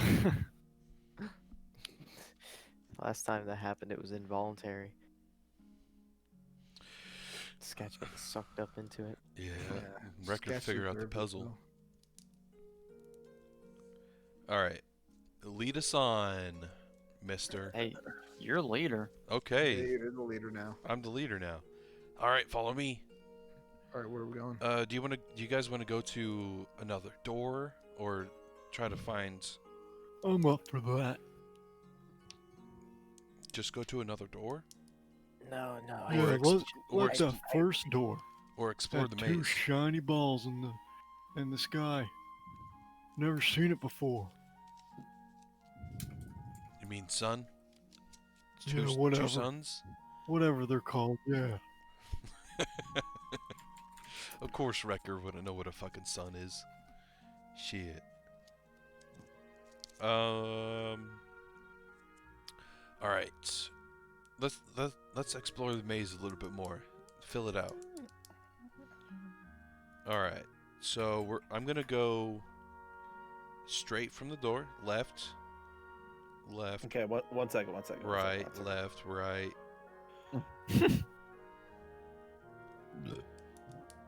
This is gonna be hard. Especially with your drawing. My drawing is good. It's the best we got. It's true, Tyler. It's the best we got. It's funny to say that it's the best means it's the only. Alrighty. So where are you going? The T section, going backwards. We're gonna go right. Go explore The that. T section going backwards. That means nothing to me. Okay, I'll give you directions. Okay. All right, Thank you. going, Open down. turning away from the door. We're going left. Yep. Going straight. So you're going up here, right? Up here, right? Yeah. Okay. Then you're going up. Going straight. Yep. Okay. Then we're going left. Okay. Straight. Or up. What's that right there? Then we're going. What is that? Going right. Okay.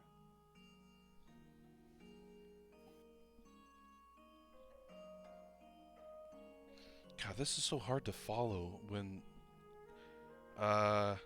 When I don't give it to you for free, yeah. No, it's just like with all the shadow, it's hard to. Going left. Wait, where am I right now? You are You're- right here. This is a wall. This is open. Well, where's the think wall? we It's saw either you one of were. I those. think it was blocked by shadow. That's a wall. That's open. Okay. All right, so that makes it a bit easier. So that's a dead end. Okay, we are going up now. Like that? Yeah, turn left and Okay. go up. Okay. So you're going up, and then you can see all of this. Yeah, we go up. Okay, what isn't a dead end? Is this a pathway That's another hallway, and then up there is another hallway as well. up here? Yep. This is a hallway. This is a hallway. This one leads back to like the statue and the other doors, I think, and then this one is one that we haven't explored yet. All right. Yeah, let's go here. Okay. So I'll cover these boys up.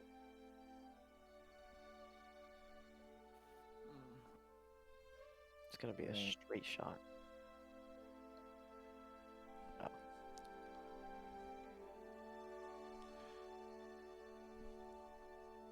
Is that a left? Yep. Do you continue that way? Uh-huh. There. And then we go up. And then to the right.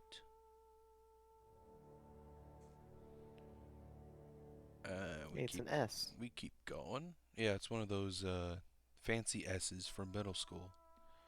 Okay. Hang on. You would think it was fancy. My bio teacher thought it was a gang sign because we convinced her that it was. Jeez. Oh man. So we would like draw it on the worksheets and she'd freak out. So right here is another, wouldn't you guess it, doorway. Where? Right here? Which where? Right here. Yep. Hey, So you look, have hallway right here, and then door right here. let's go. Well, hold This on. one. Let me get back to my note page here. This one appears to be pretty okay. It's a little bit of a, how would you say, kind of a, almost like a fall, kind of like a dark amber colored reddish leaves that kind of surround it. And there are a handful of like twisting brown vines that are kind of covering it in a lot of its areas. Hey Wrecker, you want to open the door, see what's through there? Sure thing. Don't go through it. I might. No. Don't. Hey, I'm like Wrecker. Somebody tells me not to do something, I'm doing it. Don't listen to Alright, that are voice you- in your head. Are you opening the door? Yeah. Okay. You open the door and you see what appears to be a beautiful, like multicolored forest. The sun here is almost like it's set almost kind of like dusk-ish, you know, like 6 or 7 kind of time. It appears to be later in the evening, which is again a contrast to where you are in your current world, where it's just becoming sunrise. This appears to be sunset. All around this area are bright, multicolored trees of amber and yellow and green and pink and purple. There's all different color, thick oak trees. There are pine trees. There's all manner of different types of greenery that is set in here. And as you kind of look on the ground in front of you, there appear to be, hundreds of multicolored mushrooms and vines and different things. This just appears to be like a beautiful forest of some kind, almost otherworldly in nature. It's just so unlike anything you've ever seen. It's pretty memorable, pretty incredible to look at. I just like forget about everyone behind me and walk through Okay. in awe. You Wrecker. walk through and immediately the air here just feels different. It's lighter, it's crisper. It has this almost fantastical kind of presence about it. It's kind of just like pulling you in a positive way, not like in a malicious or sinister way.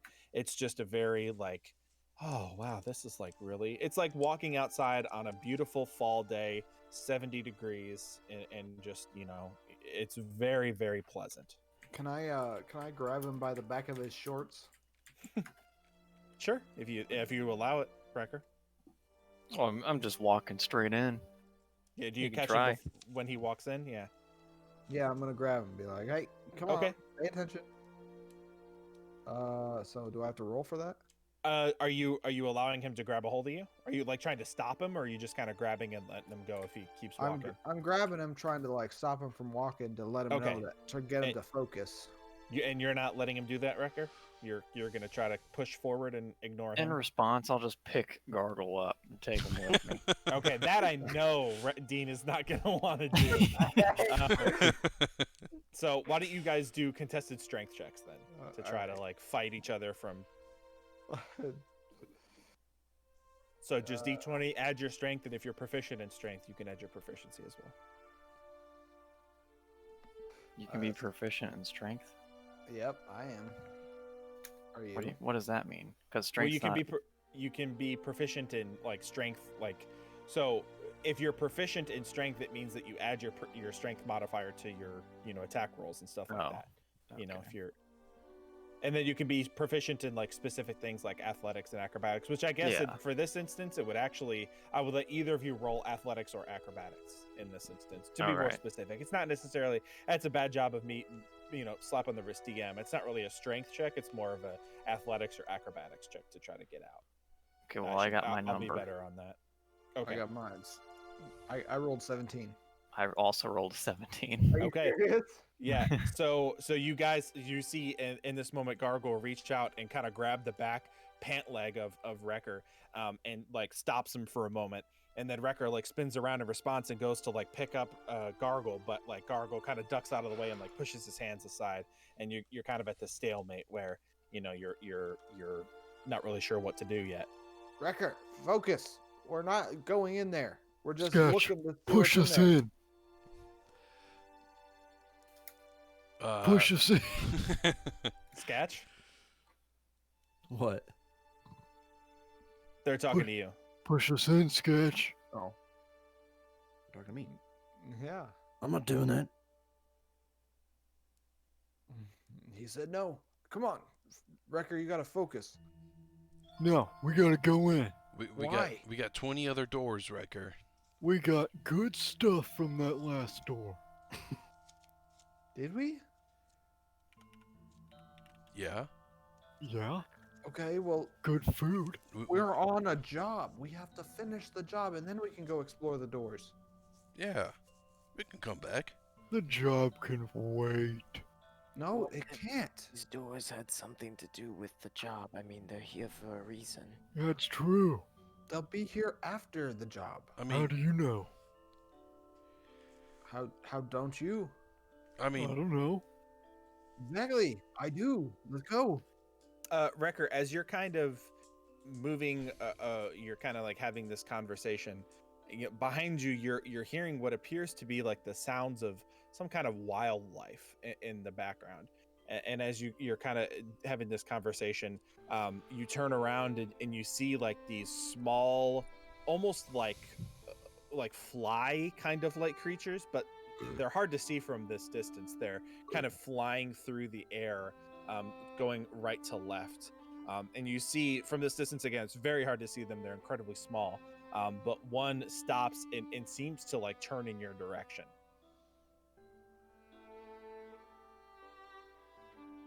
I think we should go in. As you say that, the creature in front of you appears to disappear in an instant. Right as you say that. Like the fly? The thing with the wings. Yeah, you weren't sure exactly what it was. It appears to just almost like magically just disappear. Do you see something? Maybe not. But who's with me? Wrecker, if we explore every single door, it's going to take years for us to complete this maze. Maybe this is the door to get out. That's what we said about the last one. Well, we gotta check. I mean, there's got to be an end to this maze, and it can't be through a door. How do you know? I don't know. That's why we need to explore the maze. Wrecker, as you kind of are torn between these two things, you kind of look back to see if you can spot those creatures that were moving, whatever they were, and you're not able to spot them. But on the floor, you see like this group of what appear to be some kind of like mushrooms or something, some kind of like plant life on the floor. And as you're kind of examining out of the corner, like sort of out of your peripheral vision, as you're kind of scanning the horizon for these creatures that disappeared, you see some of the things on the ground, whatever they are, mushrooms or some kind of like vine, like, kind of entities on the floor, actually begin to move and kind of shift on the floor. Hey, Weros, look at that. Isn't that some crap you want? I could make use of the items in there, yes. See? So you're with me, right? All right, fine. This door, and then we go back, okay?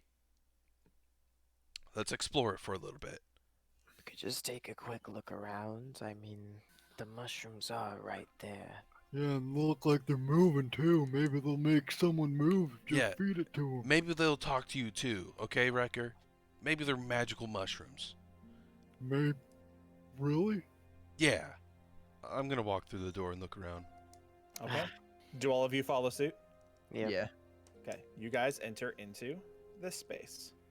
Oh my gosh, I don't like this. Pretty. Perfect music transition. Wonderland. Ooh. A lot of fairy circles. Oh, from RuneScape, dude.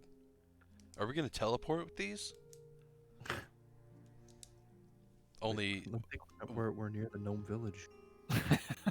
That's what we're gonna fight. Just a swarm of gnomes. That's racist. Gnome kid? I love this part. Anyway, yeah. So you guys enter into this space. Again, all of you see the same thing that I described earlier. Just a myriad of multicolored trees and all kinds of fantastical colors that you just have never experienced before. Everybody in this space, roll me a perception check.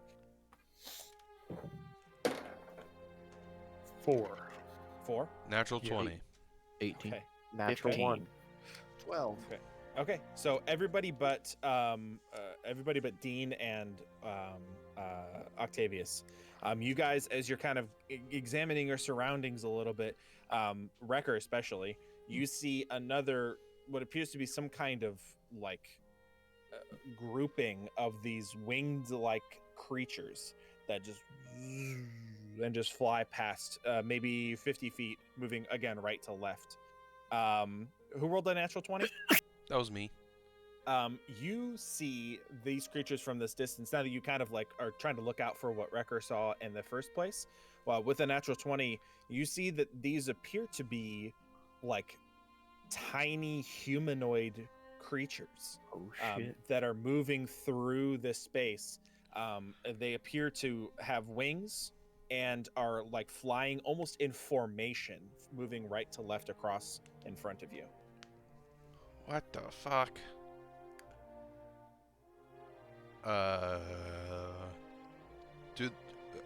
Do they seem to be looking at us? Nope, they didn't seem to recognize your presence at all. Yeah, this place is a bit weird. Do I see any sign of civilization, or are the trees too thick? You can roll me a perception check if you'd like. Anyone here who is proficient in survival can also roll me a survival check. Now you guys are kind of getting acclimated in this space. So go ahead, Spencer. 12. 12. You do not see any signs of civilization, even through the gaps in the tree line that you can see is just more of the same fantastically colored, pinks and blues and or not blues necessarily, pinks and purples and oranges and golds and reds that are kind of taking up this tree line. And it's as far as the eye can see. I rolled a 21. Okay. Got a 16 on survival. Okay. And what was it, Tyler? 21. 21. Okay, so all three of you, immediately as you're kind of getting acclimated to this space, not only when you first entered, the air here feels a little bit lighter, just as you kind of inhale. It doesn't take as much energy to breathe here, which is just surreal. It's such a weird sensation to feel the air just be lighter, not take as much energy. And as you've been in here and you've kind of been conversating and moving around, as you look up into the sun, you realize that the sun hasn't moved here at all. You've been standing in this space for 5-6 minutes now, just getting kind of acclimated, moving through the forest. And as you've checked the sun's position, just to kind of like have that as your sort of solid, kind of recognizable foundation, the sun hasn't moved. It's been proverbially this dusk light kind of state that hasn't, it seems like the sun hasn't descended at all.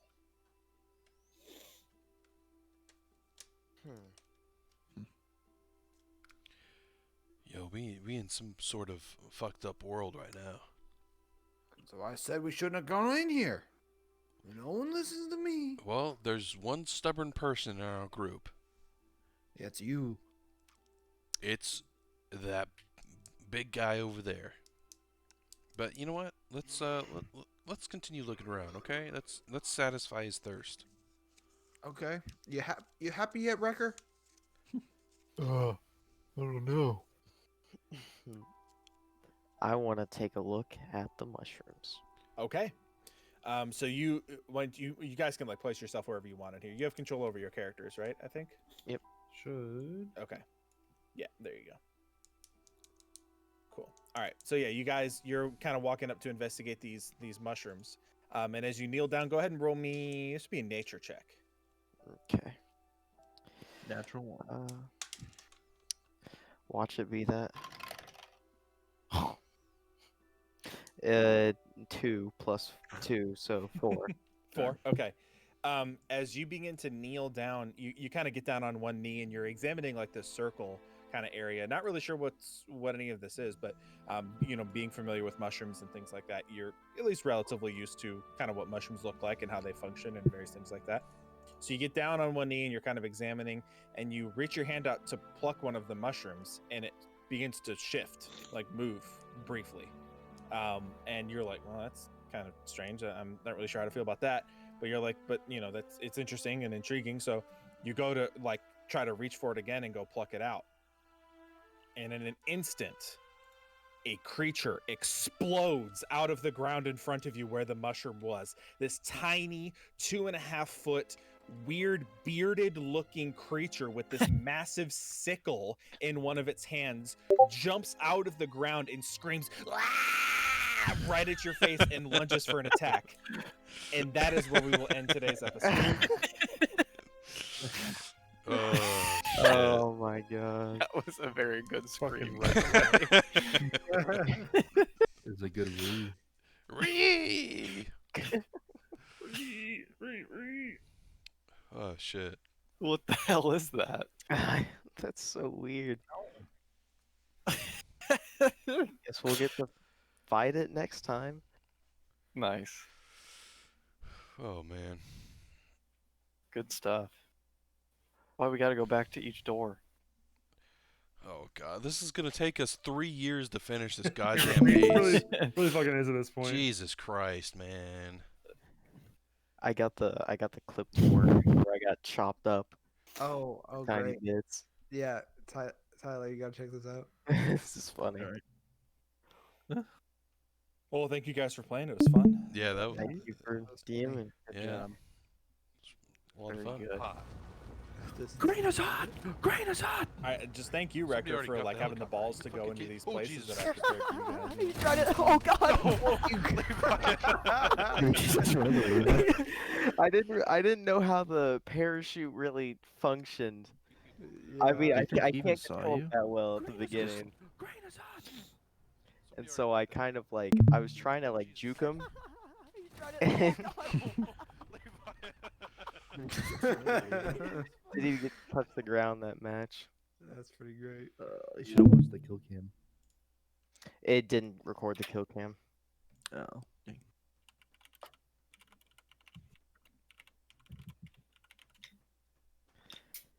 Oh man, that was a fun session. That was. Glad we finally didn't kill somebody. You're welcome. And still get We've XP. never done it. Man, that's a new experience for me. Yeah, well, with Octavius around, he's not gonna